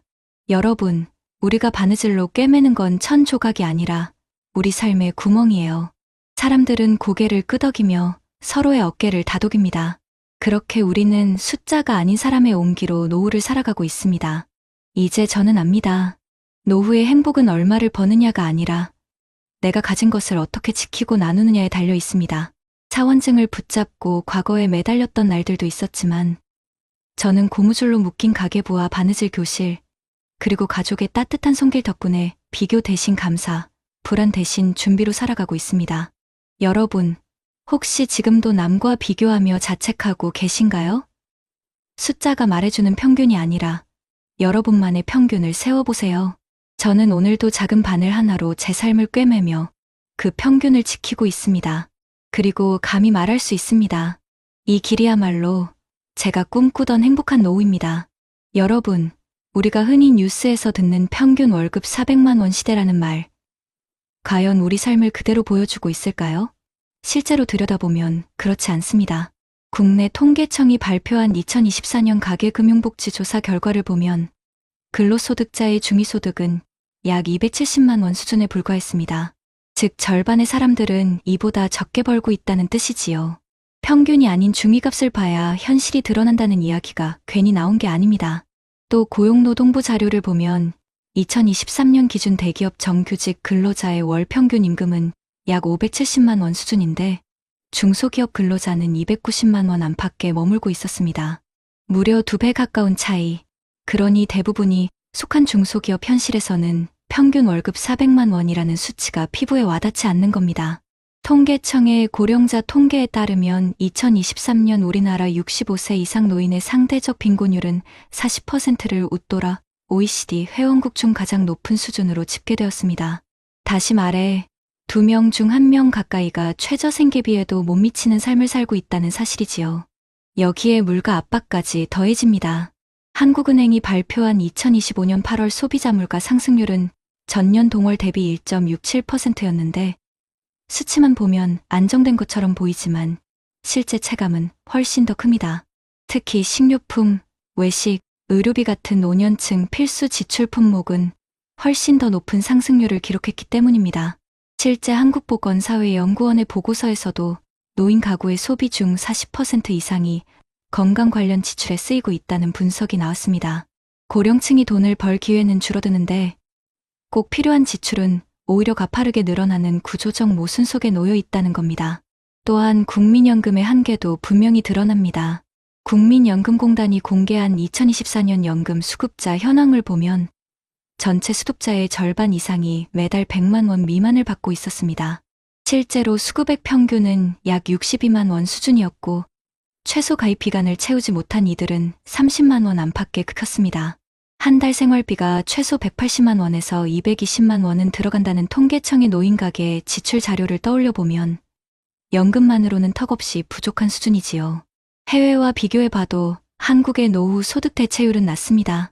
OECD가 발표한 2023년 연금 제도 리뷰 보고서에 따르면 한국의 공적연금 소득 대체율은 평균 31%에 불과한데 이는 OECD 평균치인 62%의 절반 수준밖에 되지 않습니다. 결국 한국에서 연금만 믿고 노후를 준비하기에는 턱없이 부족하다는 사실이 국제 비교로도 확인되는 셈입니다. 이뿐만 아니라 노동시장 현실도 고령층에게 불리합니다. 통계청 고용동향 자료를 보면 2024년 기준 60세 이상 취업자의 절반 이상이 단순 노무직에 종사하고 있습니다. 평균 임금은 200만 원에도 미치지 못하며 근로조건 역시 불안정합니다. 이는 단순히 개인의 문제가 아니라 구조적인 문제라는 것을 보여줍니다. 한국개발연구원 KDI에서 발표한 연구에서도 노년층 재취업은 주로 단기저임금 일자리에 집중되며 이는 가계 소득 안정성에 큰 위협이 된다고 지적한 바 있습니다. 그렇다면 실제로 우리 부모님 세대가 체감하는 삶의 질은 어떨까요? 서울대학교 사회발전연구소가 매년 조사하는 한국인의 삶의 질 지수를 보면 60대 이후 계층의 행복지수는 경제적 여건에 따라 뚜렷하게 갈렸습니다. 노후 준비를 체계적으로 한 집단은 상대적 만족도가 높았지만 그렇지 못한 집단은 우울감, 고립감이 훨씬 높게 나타났습니다. 해외 연구도 이를 뒷받침합니다. 미국 미시건 대학이 주관한 Health and Retirement Study 2022에서는 경제적 준비가 충분한 노인의 경우 그렇지 못한 집단보다 우울증 위험이 30% 이상 낮게 나타났습니다. 돈과 행복이 꼭 정비례하는 건 아니지만 최소한의 안정이 확보되어야 삶의 만족도 역시 유지된다는 사실이 학문적으로 확인된 것이지요. 또 하나 주목할 부분은 세대 간 부양 문제입니다. 한국보건사회연구원의 세대 간 부양 실태와 인식 조사 2023에 따르면 50대와 60대 부모의 절반 이상이 여전히 성인 자녀에게 경제적 지원을 하고 있었습니다. 반면 자녀 세대가 부모 부양에 경제적으로 기여한다는 응답은 30%도 되지 않았습니다. 이는 곧 낀 세대 문제를 보여줍니다. 부모를 모시면서 자녀까지 도와야 하는 50대, 60대가 스스로의 노후를 준비하기 어려운 구조로 내몰리고 있다는 겁니다. 실제로 한국은행의 가계부채 통계에 따르면 50대 가구의 평균 부채는 1억 원을 넘어섰습니다. 이는 자녀 교육비, 주택 마련 지원 등이 주요 원인으로 꼽히고 있습니다. 마지막으로 의료비 부담을 살펴보겠습니다. 국민건강보험공단 자료에 따르면 65세 이상 노인이 전체 진료비에서 차지하는 비율은 2023년 기준 46%였습니다. 전체 인구에서 고령층이 차지하는 비율이 18% 정도라는 점을 고려하면 의료비 비중은 인구 비중의 2배를 훌쩍 넘는 것입니다. 게다가 한국보건사회연구원의 또 다른 연구에서는 앞으로 2035년이 되면 고령 진료비 비중이 60%를 넘을 것이라고 전망하고 있습니다. 결국 노후 준비는 단순히 생활비 문제가 아니라 건강 비용의 급증과 직결된 문제라는 사실을 통계가 분명히 보여주는 셈입니다. 여러분, 이렇게 국내외 통계와 연구들을 종합해보면 한 가지 분명한 결론이 나옵니다. 지금 우리의 노후를 둘러싼 환경은 생각보다 훨씬 가혹합니다. 평균이라는 숫자는 현실을 제대로 보여주지 못하고 중위소득은 여전히 낮은 수준이며 국민연금은 OECD 국가들에 비해 턱없이 부족합니다. 의료비는 계속 늘어나고 고령층은 저임금 불안정 일자리로 내몰리고 있습니다. 그리고 세대 간 부양 부담까지 겹치며 우리의 노후를 더욱 무겁게 하고 있습니다. 이런 현실을 직시하지 않고선 행복한 노후를 꿈꾸기 어렵다는 사실을 통계가 분명하게 말해주고 있는 것입니다. 여러분, 그렇다면 이렇게 무거운 현실 속에서 우리는 어떤 길을 찾아야 할까요? 통계가 보여준 것처럼 단순히 평균 월급 400만 원이라는 숫자만 바라보며 자책할 것이 아니라 우리 삶을 실제로 지탱해 줄 제도와 정책, 그리고 생활 속의 작은 대안을 활용하는 게 중요합니다. 먼저 국내의 현실부터 짚어보겠습니다. 정부는 최근 고령층을 위한 긴급복지 지원 제도를 확대 운영하고 있습니다. 갑작스럽게 소득이 끊기거나 의료비 부담이 생겼을 때 소득재산 기준을 충족하면 최대 6개월간 생계비와 의료비, 주거비를 긴급 지원받을 수 있습니다. 실제로 보건복지부 발표에 따르면 매년 수만 명이 이 제도를 통해 생계 절벽에서 다시 일어섰습니다. 또 중장년 재취업 프로그램도 빼놓을 수 없습니다. 고용노동부 산하고용센터에서는 40대부터 60대를 대상으로 한 신중년 적합직무 고용장려금을 지원해 기업이 중장년을 채용할 경우 월 최대 80만 원까지 인건비를 보조합니다. 저임금 단기 일자리만 남아있다고 생각하기 쉽지만 이런 제도를 활용하면 경비시설관리뿐 아니라 행정, 상담, 돌봄 같은 분야에서 안정적인 자리를 찾을 수 있습니다. 더 나아가 각 지자체는 지역 상황에 맞게 고령층 정책을 내놓고 있는데 예를 들어 서울시는 어르신 돌봄 SOS 서비스를 운영해 갑자기 아프거나 돌봄이 필요한 노인 가정에 간호사 생활지원사를 신속히 파견하고 있고 부산시는 오시센터를 중심으로 중장년층의 재교육과 창업 컨설팅을 지원하며 광주광역시는 노인 일자리 통합지원센터를 운영하여 공공형 사회 서비스형 일자리를 매년 수천 개씩 제공하고 있습니다. 또한 국민연금만으로 부족한 현실을 보완하기 위해 정부는 기초연금 제도를 확대 적용하여 65세 이상 소득 하위 70% 어르신들에게 최대 월 40만 원을 지급하고 있습니다. 해외 사례도 눈여겨볼 필요가 있습니다. 일본은 한국보다 먼저 고령사회에 진입했는데 이들은 지역 포괄 케어 시스템을 운영하여 의료 돌봄 주거생활 지원 서비스를 동네 단위로 묶어 제공합니다. 덕분에 노인이 병원 요양원 집 사이를 전전하지 않고 한 지역 내에서 연속적인 지원을 받을 수 있죠. 또 독일은 장기요양보험 제도를 통해 노인이 일정 기간 이상 돌봄이 필요하다고 판정되면 현금 급여 또는 서비스 급여 중 선택할 수 있도록 하고 가족 돌봄을 택할 경우에도 금전적 보상을 지급합니다. 이런 해외의 방식은 우리나라에도 시사하는 바가 큽니다. 의료비 부담이 커지는 한국에서 단순히 병원 진료비 지원을 넘어서 지역 단위의 통합 돌봄 체계와 가족 돌봄 보상이 병행된다면 고령층의 삶은 한결 안정될 수 있을 겁니다. 전문가들도 공통적으로 강조합니다. 노후의 빈곤 문제는 개인의 무능이 아니라 사회 구조적 문제이며 공적 안전망과 지역 공동체의 연결망이 강화될 때 비로소 해법이 열린다. 결국 중요한 것은 이미 만들어진 제도를 알고 적극적으로 활용하는 우리의 태도입니다. 영상 보시는 분들 중 혹시라도 지금 생활비가 모자라 힘들다면 혼자 끙끙 앓지 마시고 주민센터나 고용센터, 복지관을 먼저 찾아가시길 권합니다. 또한 우리 스스로도 작은 실천을 병행할 수 있습니다. 오늘 당장 가계부에 우리 집 평균을 적어보고 지역에서 운영하는 평생교육건강 프로그램을 찾아 등록하는 것, 이것이 바로 시작입니다. 남들과 비교에 뒤처졌다는 자책에서 벗어나 제도와 제도를 연결하고 사람과 사람을 이어가는 순간 우리의 노후는 숫자가 아닌 관계와 준비로 단단히 채워질 수 있습니다. 한 손에는 지나간 세월의 그림자가 담긴 빛바랜 사원증이 들려있고 또 다른 손에는 내일의 작은 등불을 밝히려는 듯 꼬깃꼬깃한 가계부가 들려있습니다. 하나는 흘러간 날들에 대한 미련으로 눈시울을 적시고 또 하나는 다가올 날들에 대한 소박한 희망으로 입가에 미소를 머금습니다. 어깨에 짊어진 삶의 무게는 같았을지언정 마음이 향하는 길이 달랐기에 노년에 마주한 삶의 풍경 또한 이토록 달랐던 것입니다. 선생님, 오늘 우리가 함께 들여다본 두 인생 이야기는 어쩌면 바로 우리 모두의 이야기일지 모릅니다. 어떤 이는 평생을 바친 일터에서 밀려난 그날 이후 지나간 날들의 영광에 갇혀 세상의 잣대에 자신을 묶어두었습니다. 줄어드는 통장 잔고를 보며 가슴을 치고 남들의 소식에 자신을 비교하며 고개를 숙였습니다. 하지만 또 다른 이는 젊은 날부터 삶의 지혜를 놓지 않았습니다. 욕심내지 않고 우리 가족의 행복을 지키는 단단한 울타리로 고무줄로 묶인 낡은 가계부를 매일 밤 펼쳐보았습니다. 그리하여 거친 비바람이 몰아쳐도 사랑하는 가족과 어깨를 나란히 하고 묵묵히 제 길을 걸어 나갈 수 있었습니다. 무엇이 이 두 삶의 마지막 풍경을 이토록 다르게 만들었을까요? 그것은 결코 거창한 성공이나 특별한 재능이 아니었습니다. 그저 우리 삶의 갈림길에서 마주하는 아주 작은 선택의 차이였습니다. 지나간 영광에 매달릴 것인가, 아니면 내일의 계획을 세울 것인가, 남들이 말하는 평균을 부러워할 것인가, 아니면 우리 집만의 행복을 지켜낼 것인가. 그 작은 마음의 방향이 우리 인생의 마지막 빛깔을 결정했던 것입니다. 선생님, 우리네 인생길은 아직 끝나지 않았습니다.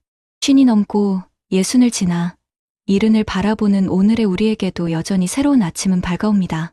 그 아침을 어떻게 맞이하시겠습니까? 지나간 날들을 원망하며 하루를 보내시겠습니까? 아니면 작은 희망이라도 손수 가꾸며 오늘을 살아가시겠습니까? 자식에게 모든 걸 내어주고 텅 빈 손을 보며 한숨 지을 수도 있지만 따뜻한 밥 한 끼 함께 먹는 시간의 소중함을 나눌 수도 있습니다. 우리 사회도 더는 혼자 걷도록 내버려 두지 않습니다. 정부와 이웃들이 마련해 둔 제도들은 비록 완벽하지 않을지라도 우리가 손을 뻗으면 기댈 수 있는 작은 언덕이 되어줍니다. 동네 복지관의 문을 두드리는 작은 용기, 새로운 것을 배우려는 소박한 열정, 도움이 필요할 때 주변에 손 내밀 수 있는 마음만 있다면 우리의 길은 결코 외롭지 않을 것입니다. 그러니 부디 이제는 비교의 그늘에서 서성이지 마십시오. 불안감에 마음을 내어주지도 지나간 일에 후회하며 잠 못 이루지도 마십시오. 누군가는 낡은 사원증을 붙잡고 눈물 흘렸지만 누군가는 낡은 가계부를 펼치며 희망을 보았습니다. 그리고 우리 모두는 바로 오늘 이 순간 어느 길로 발걸음을 옮길지 스스로 정할 힘이 있습니다. 제가 오늘 선생님께 꼭 드리고 싶은 말씀은 이것입니다. 세상이 정한 평균에 나를 가두지 마시고 내 삶의 온기를 스스로 지켜나가십시오. 남과 비교하는 순간 마음의 평화는 멀어지고 나의 오늘을 소중히 여기는 순간 행복은 조용히 찾아옵니다. 오늘 이 이야기를 마주하신 선생님, 부디 기억해 주십시오. 우리의 인생이라는 책은 아직 마지막 장을 덮지 않았습니다. 지금부터 써내려가는 하루하루가 모여 우리 삶의 가장 아름다운 마무리를 만들 수 있습니다. 작은 습관 하나가, 따뜻한 말 한마디가 남은 인생의 풍경을 서러운 눈물에서 감사한 미소로 바꾸어 놓을 것입니다. 부디 선생님의 남은 날들이 더 이상 초라한 하루가 아닌 소박한 기쁨과 잔잔한 감사가 가득한 귀한 시간으로 채워지기를 바랍니다. 그리고 언젠가 우리 모두가 거울 앞에 서서 나는 내 인생의 주인으로 참 잘 살아왔노라고 스스로를 다독여줄 수 있기를 진심으로 기원합니다. 요즘 경험비 때문에 밤잠을 설치시나요? 연금은 줄어드는데 물가는 치솟고 자녀들 뒷바라지 하느라 노후 자금이 바닥나진 않으셨나요? 저는 올해 68살 전직 간호사 김영숙입니다. 30년간 성실히 일해서 강남 아파트도 있었는데 지금은 어떻게 살고 있는지 아세요? 월세 80만 원짜리 원룸에서 하루하루 버티고 있습니다. 저는 집 두 채를 가진 성공한 투자자였는데 어떻게 이렇게 됐을까요? 동료가 신축 아파트 갭 투자로 돈 벌었다는 말 한마디에 현혹됐던 게 시작이었습니다. 15억짜리 아파트를 전세 10억에 대출 5억이면 내 돈 없이도 살 수 있다는 말이 그렇게 달콤하게 들렸는데 지금 생각하면 정말 어리석었죠. 처음엔 집값이 올라서 좋았지만 금리가 오르고 전세가가 떨어지면서 악몽이 시작됐습니다. 매달 대출이자 400만 원을 감당 못해서 결국 30년 살던 집까지 팔았는데 그것도 모자라서 지금은 신용불량자 직전입니다. 혹시 지금도 조금만 더 버티면 오를 거야 라고 생각하시나요? 제가 그 억울한 사연을 말씀드릴 테니 제발 끝까지 들어주세요. 올해 62살 김영숙입니다. 30년간 대학병원에서 간호사로 일했고 남편은 중견기업에서 부장으로 정년퇴직했죠. 우리에겐 강남 대치동에 30평 아파트가 있었습니다. 비록 지은 지 25년이 넘어 벽지가 갈라지고 보일러가 자주 고장났지만 그래도 대치동이라는 이름 하나만으로 든든했어요. 2023년 봄, 은퇴를 앞두고 있던 저는 막막했습니다. 매달 들어오던 월급 450만 원이 끊긴다는 게 이렇게 무서울 줄은 몰랐거든요. 국민연금과 남편연금을 합쳐도 280만 원, 퇴직금은 1억 2천만 원이었지만 그것도 언젠가는 바닥날 텐데 병원 휴게실에서 커피를 마시던 어느 날 동료 박 간호사가 들뜬 표정으로 말했습니다. 선생님, 저 이번에 강북 신축 아파트 들어갔어요. 17억인데 전세 12억에 대치동 담보 대출 5억으로 해결했거든요. 벌써 시세가 18억이래요. 순간 귀가 번쩍 뜨였습니다. 내 돈 거의 안 들이고 집을 산다고요? 그날 밤 남편에게 조심스럽게 꺼냈습니다. 거실 탁자 위에 계산기를 놓고 앉아있던 남편은 고개를 저었어요. 여보, 위험한 거 아니야? 하지만 제 머릿속엔 이미 17억 마이너스 12억 마이너스 5억 영원이라는 계산이 맴돌고 있었습니다. 며칠 뒤 우리는 부동산 중개업소를 찾았습니다. 50대 초반의 중개사는 자신만만하게 말했죠. 사모님, 강북 신축은 앞으로 최소 25억까지 갑니다. 지금이 기회예요. 계약서에 도장을 찍는 순간 손이 떨렸습니다. 하지만 곧 두 채의 집주인이 된다는 생각에 가슴이 벅차올랐어요. 처음 6개월은 꿈만 같았습니다. 강북 아파트에 전세입자가 바로 들어왔고 대출이자는 전세금으로 충당됐죠. 무엇보다 시세가 계속 올랐습니다. 18억, 19억, 20억. 병원 동료들과 점심을 먹을 때면 자연스럽게 부동산 얘기가 나왔어요. 영숙 선생님은 정말 안목이 있으셔. 저도 따라 들어갈 걸. 그런 칭찬이 달콤했습니다. 마치 제가 투자의 귀재라도 된 것 같았어요. 하지만 2024년 여름 분위기가 달라지기 시작했습니다. 뉴스에선 연일 금리 인상 소식이 나왔고 전세 수요가 줄어든다는 기사가 쏟아졌죠. 처음엔 대수롭지 않게 여겼습니다. 설마 우리까지야. 그런데 대출이자가 월 200만 원에서 300만 원으로 뛰었습니다. 전세금 이자 수익으로는 턱없이 부족했어요. 더 큰 문제는 2024년 겨울에 터졌습니다. 전세 세입자가 전화를 걸어왔어요. 사모님, 저희 이번에 집을 사려고 합니다. 보증금 12억 돌려주세요. 머리가 하얘졌습니다. 부동산을 돌아다녀 봤지만 전세가는 이미 7억까지 떨어져 있었어요. 5억을 우리가 메워야 한다는 뜻이었죠. 남편이 창백한 얼굴로 물었습니다. 여보, 5억을 어디서 구해? 퇴직금은 이미 생활비로 많이 줄어들었고 예금은 3천만 원뿐. 당장 5억이라니. 중개사를 찾아갔더니 어깨를 으쓱하며 말했습니다. 요즘 시장이 이래요. 작년 같았으면 바로 맞췄을 텐데 불과 1년 전 25억은 기본이라던 바로 그 사람이었습니다. 그날 밤 대치동 집을 둘러봤습니다. 아이들 키 재던 문틀에 연필 자국, 명절마다 온 가족이 모이던 거실. 30년의 추억이 고스란히 배어 있었어요. 남편이 중얼거렸습니다. 대치동이라도 팔아야겠지. 가슴이 찢어지는 것 같았습니다. 하지만 다른 방법이 없었어요. 조금만 더 버티면 다시 오를 거야. 제가 남편을 설득했습니다. 아니, 스스로를 설득하려 했던 것 같아요. 우리는 은행에서 5억을 추가 대출받아 전세금을 돌려줬습니다. 그 순간부터 지옥이 시작됐어요. 매달 나가는 이자만 350만 원. 연금 280만 원으로는 턱없이 부족했죠. 통장을 펼쳐보던 남편의 손이 떨렸습니다. 여보, 매달 70만 원씩 적자야. 이러다 1년도 못 버텨. 생활은 빠르게 무너졌습니다. 마트에 가면 고기 코너는 아예 지나쳤고 장바구니엔 콩나물과 두부만 담았어요. 손녀가 놀러와서 할머니 아이스크림 사주세요 할 때 지갑을 열 수 없다는 게 그렇게 서러웠습니다. 더 참담한 건 시세였어요. 강북 아파트는 20억에서 15억, 14억, 급기야 13억까지 떨어졌습니다. 매일 아침 부동산 앱을 확인하는 게 고문 같았어요. 2025년 봄, 더는 버틸 수 없었습니다. 결국 대치동 집을 내놨어요. 중개사는 냉정하게 말했죠. 급매 아니면 안 나갑니다. 10억 5천에 내놔야 겨우 거래될 거예요. 15억은 받을 줄 알았던 집을 10억 5천에. 하지만 선택의 여지가 없었습니다. 계약서에 도장을 찍던 날, 제 손은 덜덜 떨렸어요. 30년 살던 집을 떠나는 날, 현관문을 나서며 뒤돌아봤습니다. 낡았지만 정든 우리 집. 눈물이 왈칵 쏟아졌어요. 대치동 집을 판 돈으로 대출금을 갚고 난이 남은 건 2천만 원뿐이었습니다. 우리는 신림동의 작은 빌라로 이사했어요. 보증금 1억 5천, 월세 80만 원. 첫 달 월세를 낼 때 통장에서 80만 원이 빠져나가는 걸 보며 무너져 내렸습니다. 평생 남의 집 월세를 낸 적 없던 제가 68살에 월세살이를 시작한 거예요. 마트에서 병원 후배를 만났을 때였습니다. 선생님, 강북 아파트는 어떠세요? 저는 억지로 웃으며 대답했어요. 아, 네. 잘 지내고 있어요.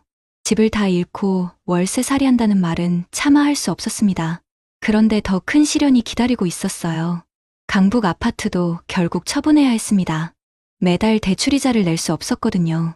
13억에 급매로 내놨지만 11억 8천에 겨우 팔렸습니다. 17억에 산 집을 11억 8천에 판 거예요.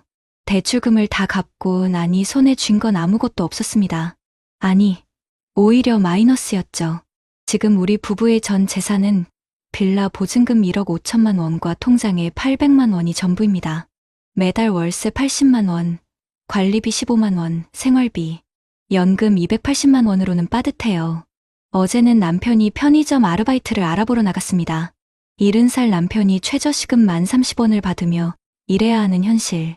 제가 만든 거예요. 밤마다 후회가 밀려옵니다. 그때 욕심 부리지 않았다면, 대치동 집만 지켰다면, 지금쯤 재건축으로 새 아파트에서 편히 살고 있을 텐데. 하지만 이미 엎질러진 물입니다. 며칠 전 손녀가 놀러 왔어요. 아이가 제 손을 잡으며 말했습니다. 할머니 집 좁아졌어요.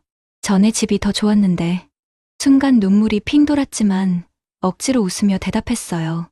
그래도 할머니는 너랑 같이 있어서 행복해. 그게 진심이었습니다. 집은 잃었지만 가족은 여전히 곁에 있으니까요. 요즘 저는 동네 복지관에서 자원봉사를 합니다. 저보다 더 어려운 어르신들을 보며 깨달았어요. 건강하게 일할 수 있다는 것만으로도 감사하다는 걸. 남편도 달라졌습니다. 편의점 일을 시작한 뒤로 오히려 표정이 밝아졌어요. 여보, 일하니까 사는 것 같아. 집에만 있을 때보다 훨씬 좋아.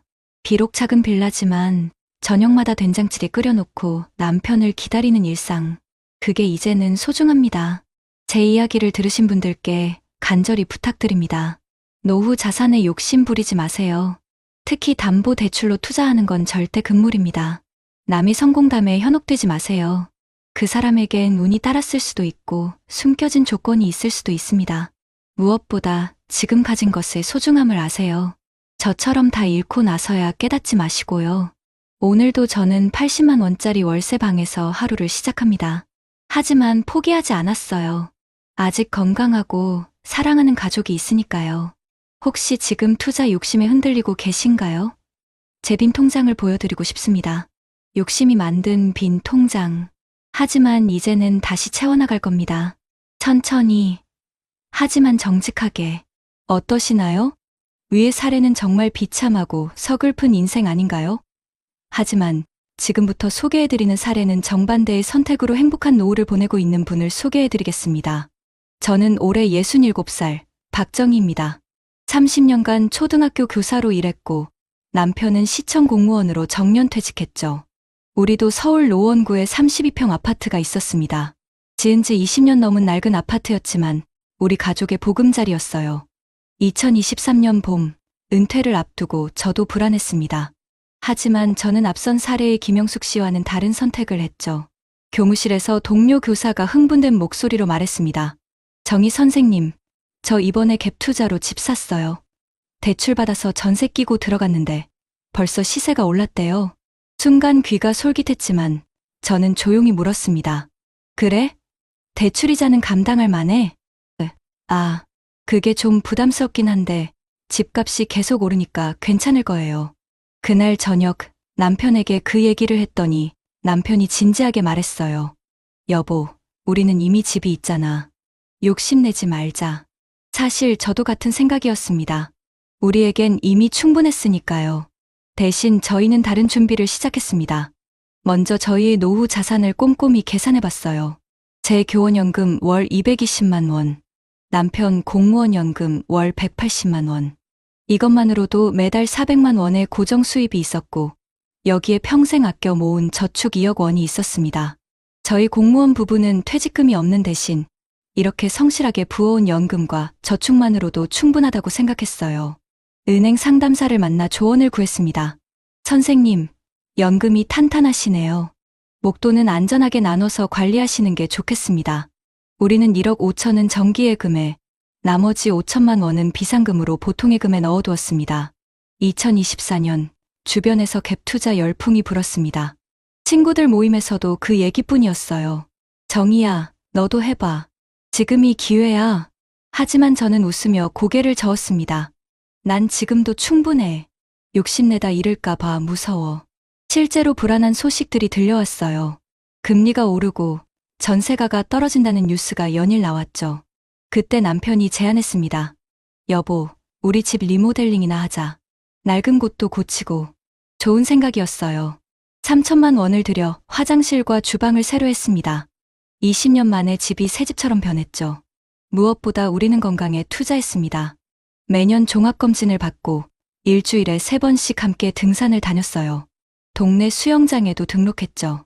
2025년 봄, 앞선 사례 같은 안타까운 소식이 들려왔습니다. 갭 투자 실패로 집을 잃었다는 이야기들. 친구가 전화로 울먹였어요. 정희야, 나 큰일 났어. 전세금 못 돌려줘서 집 팔아야 해. 가슴이 아팠지만 저희가 할 수 있는 건 위로뿐이었습니다. 지금 우리 부부의 일상은 이렇습니다. 아침 6시 남편과 함께 동네 산책로를 걷습니다. 7시에 집에 돌아와 제가 끓인 된장찌개로 아침을 먹죠. 오전엔 각자 취미 생활을 합니다. 저는 동네 도서관에서 그림책 읽어주기 봉사를, 남편은 노인정에서 컴퓨터를 가르쳐요. 점심은 집에서 간단히 먹고 오후엔 함께 문화센터 프로그램에 참여합니다. 요즘은 부부 요가를 배우고 있어요. 한 달에 한 번은 자녀들이 손주들을 데리고 옵니다. 용돈도 넉넉히 주고 맛있는 것도 실컷 먹입니다. 할머니, 할아버지 최고. 손주들의 이 한마디가 얼마나 행복한지 몰라요. 저희는 분기마다 작은 여행을 떠납니다. 지난 봄에는 경주로 벚꽃 구경을 다녀왔고, 여름엔 강릉 바다에서 며칠 쉬다 왔어요. 비싼 호텔은 아니지만 깨끗한 민박집에서 남편과 도란도란 이야기 나누는 시간이 참 소중합니다. 여보, 우리 이렇게 살 수 있어서 정말 다행이지? 바다를 보며 남편이 제 손을 꼭 잡았습니다. 그 말 한마디에 모든 것이 담겨 있었어요. 물론 저희에게도 걱정거리는 있습니다. 2025년 들어 물가가 1.67%나 올랐다고 하니 장 보러 갈 때마다 한숨이 나올 때도 있어요. 하지만 월 400만 원의 연금은 든든한 버팀목이 되어줍니다. 아껴 쓰면 매달 50만 원 정도는 저축도 할 수 있어요. 어제는 갭 투자로 힘들어하는 친구를 만났습니다. 커피 한 잔 값도 부담스러워하는 친구를 보니 마음이 아파서 제가 밥을 샀습니다. 친구는 제게 말했어요. 정희야, 넌 그때 어떻게 그런 유혹을 이겨냈니? 정말 현명했어. 저는 그저 웃으며 말했습니다. 현명하긴, 그냥 겁이 많았던 거지. 평생 성실하게 모은 돈을 한순간에 잃을까봐 무서웠어. 맞습니다. 저는 특별한 투자 안목이 있었던 게 아니에요. 그저 지키는 것의 중요성을 알았을 뿐입니다. 저희 집 통장은 돈만으로 채워져 있지 않습니다. 매일 아침 남편과 함께 걷는 산책길의 풍경, 도서관 아이들의 초롱초롱한 눈망울, 손주들의 웃음소리, 그리고 무엇보다 밤에 아무 걱정 없이 편히 잠들 수 있는 마음의 평안. 이것들이 제 통장을 가득 채우고 있습니다. 돈은 있다가도 없을 수 있지만 건강과 가족, 마음의 평안은 한 번 잃으면 되찾기 어렵다는 걸 저는 압니다.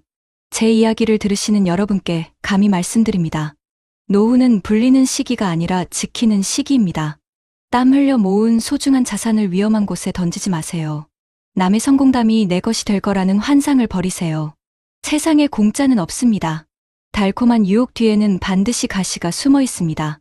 가장 중요한 것은 지금 당신 곁에 있는 것들입니다. 낡았지만 편안한 우리 집, 티격태격해도 늘 내 편인 배우자, 그리고 건강한 몸. 이것만큼 확실한 노후 자산은 없습니다. 오늘 저녁, 저희 부부는 새로 리모델링한 깨끗한 주방에서 함께 저녁을 준비할 겁니다. 남편은 찌개를 끓이고 저는 나물을 무치겠죠. 특별할 것 없는 평범한 일상이지만 저는 이 시간이 세상 무엇과도 바꿀 수 없이 행복합니다. 욕심을 버리니 비로소 보이는 것들. 저는 지금 제 삶에 진심으로 만족합니다. 부디 여러분도 저처럼 평온한 노후를 맞이하시길 바랍니다. 저희 부부는요, 주변에 누가 얼마를 벌었다더라 하는 뜬소문 대신에 차가운 숫자와 냉정한 현실을 먼저 들여다보기로 했습니다. 당장 서점에 가서 노후 재무 설계에 관한 책 몇 권을 사서 읽고 인터넷으로 신뢰할 만한 기관들의 자료들을 밤늦게까지 찾아봤죠. 그때 저희가 마주했던 현실은 달콤한 성공 신화와는 거리가 아주 멀었습니다. 우선 통계청에서 매년 발표하는 가계금융복지 조사를 보고 저희는 깜짝 놀랐습니다. 2024년 자료를 보니 우리나라 60대 이상 가구의 평균 부채가 무려 8천만 원에 육박하더군요. 평생 일해서 빚을 다 갚아도 시원찮을 나이에 오히려 많은 분들이 여전히 큰 빚을 지고 있다는 뜻이었죠. 더 무서웠던 건 소득 대비 부채 비율이 다른 연령층에 비해 결코 낮지 않다는 사실이었습니다. 은퇴로 소득은 끊겼는데 대출 원리금 상환 부담은 그대로 남아있는, 그야말로 소득 절벽에 서 있는 가구가 너무나도 많았던 겁니다. 이런 상황에서 집을 담보로 또 수억 원의 빚을 내는 건 외줄 위에 서서 일부러 눈을 가리는 것과 같다고 생각했어요. 한 저명한 경제연구소의 보고서에서는 당시 상황을 이렇게 진단하더군요.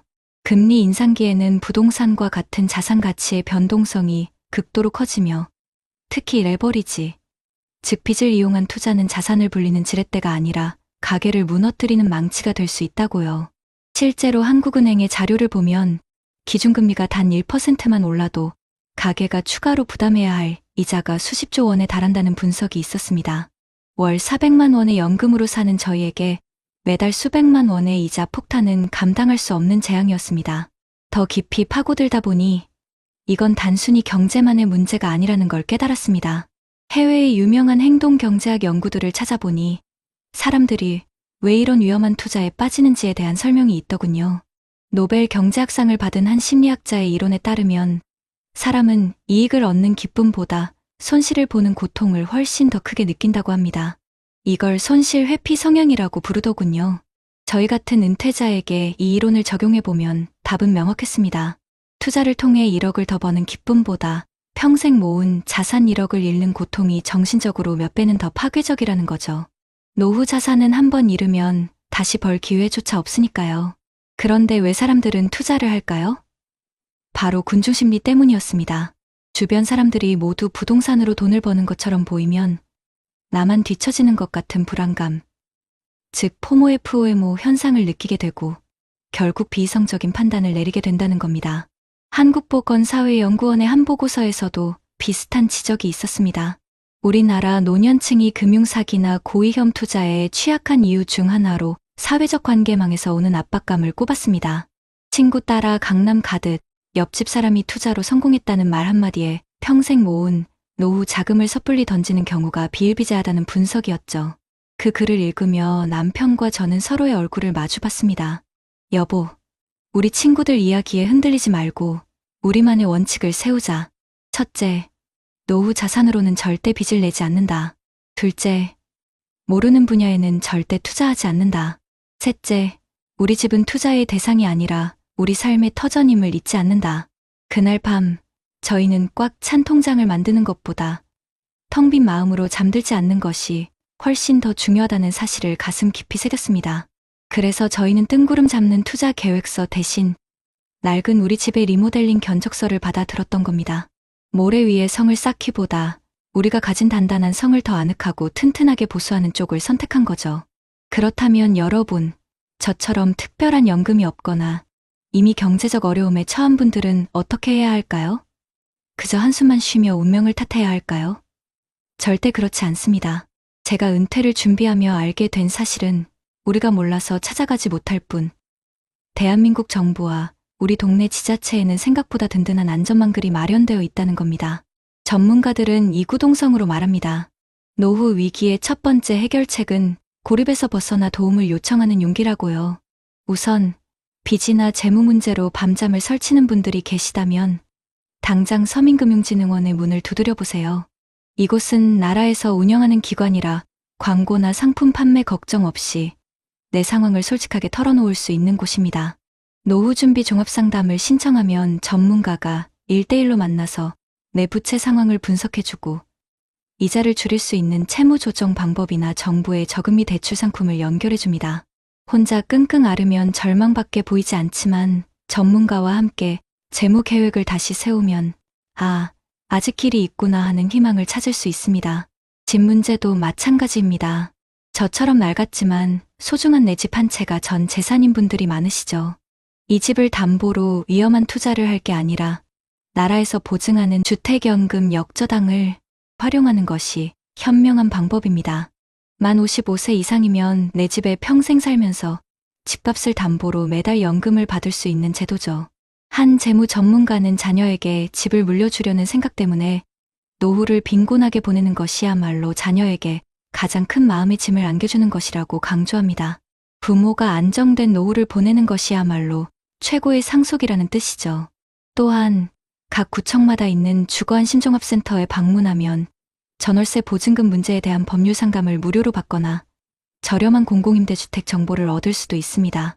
이런 정보 하나가 절망의 끝에서 우리를 건져 올리는 동아줄이 될 수 있습니다. 이러한 노력은 비단 우리나라만의 고민이 아닙니다. 우리보다 먼저 초고령 사회를 맞이한 해외 국가들의 사례를 보면 더 다양한 해법을 찾을 수 있습니다. 예를 들어 일본에는 지역 포괄지원센터 디바오코어주연센터라는 곳이 전국 모든 지자체에 설치되어 있습니다. 이곳은 어르신들의 만능 해결사 같은 곳이에요. 재무 상담은 물론 건강, 복지, 법률 문제까지 한 곳에서 종합적으로 상담하고 해결책을 찾아줍니다. 어르신 한 분이 고립되지 않도록 지역사회가 촘촘한 그물망이 되어주는 거죠. 독일의 사례는 더욱 인상적입니다. 다세대 공존주택이라는 주거 모델이 활성화되어 있는데요. 한 건물에 노년층과 젊은 부부, 아이들이 함께 어울려 사는 방식입니다. 어르신들은 저렴한 주거비로 안정적인 생활을 하고 맞벌이 부부의 아이들을 돌봐주며 활력을 얻습니다. 젊은 세대는 육아 부담을 덜고 아이들은 자연스럽게 어른을 공경하는 법을 배우죠. 이렇게 세대가 서로의 부족함을 채워주며 외로움과 경제적 어려움을 함께 극복하는 모습은 우리 사회가 나아가야 할 방향을 보여줍니다. 결국 핵심은 이것입니다. 혼자 해결하려 하지 않는 것, 그리고 욕심을 내려놓는 것. 정부와 지자체의 정책들은 든든한 울타리입니다. 하지만 그 울타리 안으로 들어가는 첫걸음은 바로 우리 자신이 떼어야 합니다. 지금 당장 스마트폰으로 여러분이 사시는 동네의 구청이나 행정복지센터 홈페이지에 들어가 보세요. 어르신 지원 메뉴만 눌러봐도 우리가 몰랐던 수많은 정보들이 있을 겁니다. 위험한 투자 설명회 대신 나라에서 운영하는 금융복지상담센터의 문을 두드리세요.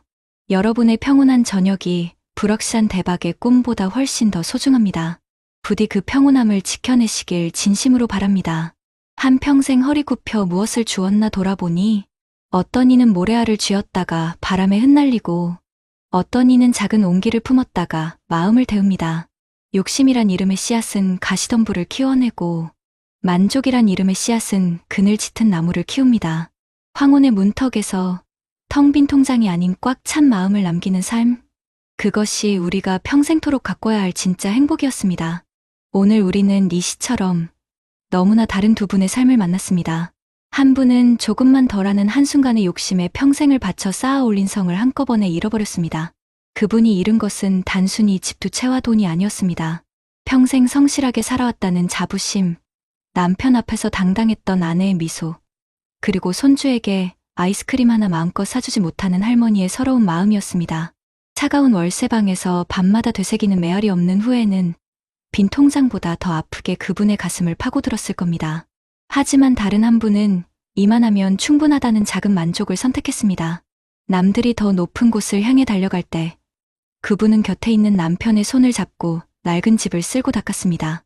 그분의 통장은 돈이 아니라 남편과 함께 걷는 아침 산책길의 풀냄새와 손주들의 제잘거리는 웃음소리, 그리고 어떤 걱정도 없이 깊이 잠들 수 있는 밤의 고요함으로 가득 차 있었습니다. 그분은 돈으로 살 수 없는 세상 가장 값진 부자가 되셨던 겁니다. 사랑하는 우리 어머님, 아버님, 지금 여러분의 손에는 무엇이 쥐어져 있나요? 혹시 바람에 흩날릴 모래알을 더 끌어모으기 위해 곁에 있는 소중한 온기를 놓치고 있지는 않으신가요? 괜찮습니다. 아직 늦지 않았습니다. 우리는 오늘 두 분의 삶을 통해 배웠습니다. 행복은 더 많은 것을 가져서 얻는 것이 아니라 지금 내 곁에 소중한 것들을 지켜내는 일이라는 것을요. 부디 주름진 서로의 손을 더 따뜻하게 잡아주시고 당신이 있어서 다행이야라는 말을 아끼지 마세요. 가장 훌륭한 노후 준비는 1억 원짜리 주식이 아니라 1분이라도 더 나누는 진심 어린 대화입니다. 가장 안전한 투자는 부동산이 아니라 서로의 건강을 살피는 따뜻한 관심입니다. 오늘 밤 잠자리에 드시기 전 거울 속 당신의 얼굴을 한번 들여다보세요. 그 얼굴에 새겨진 깊은 주름 하나하나가 당신이 얼마나 치열하게 살아오셨는지를 말해주고 있습니다. 자식들을 위해, 가정을 위해 평생을 바친 당신의 고귀한 삶에 고개 숙여 존경을 표합니다. 평생 고생 많으셨습니다. 정말 애쓰셨습니다. 당신은 그 누구보다 행복할 자격이 있는 세상에서 가장 귀한 분입니다. 부디 당신의 남은 날들이 걱정이 아닌 평안으로, 후회가 아닌 감사로 가득하기를 진심으로 기도하겠습니다.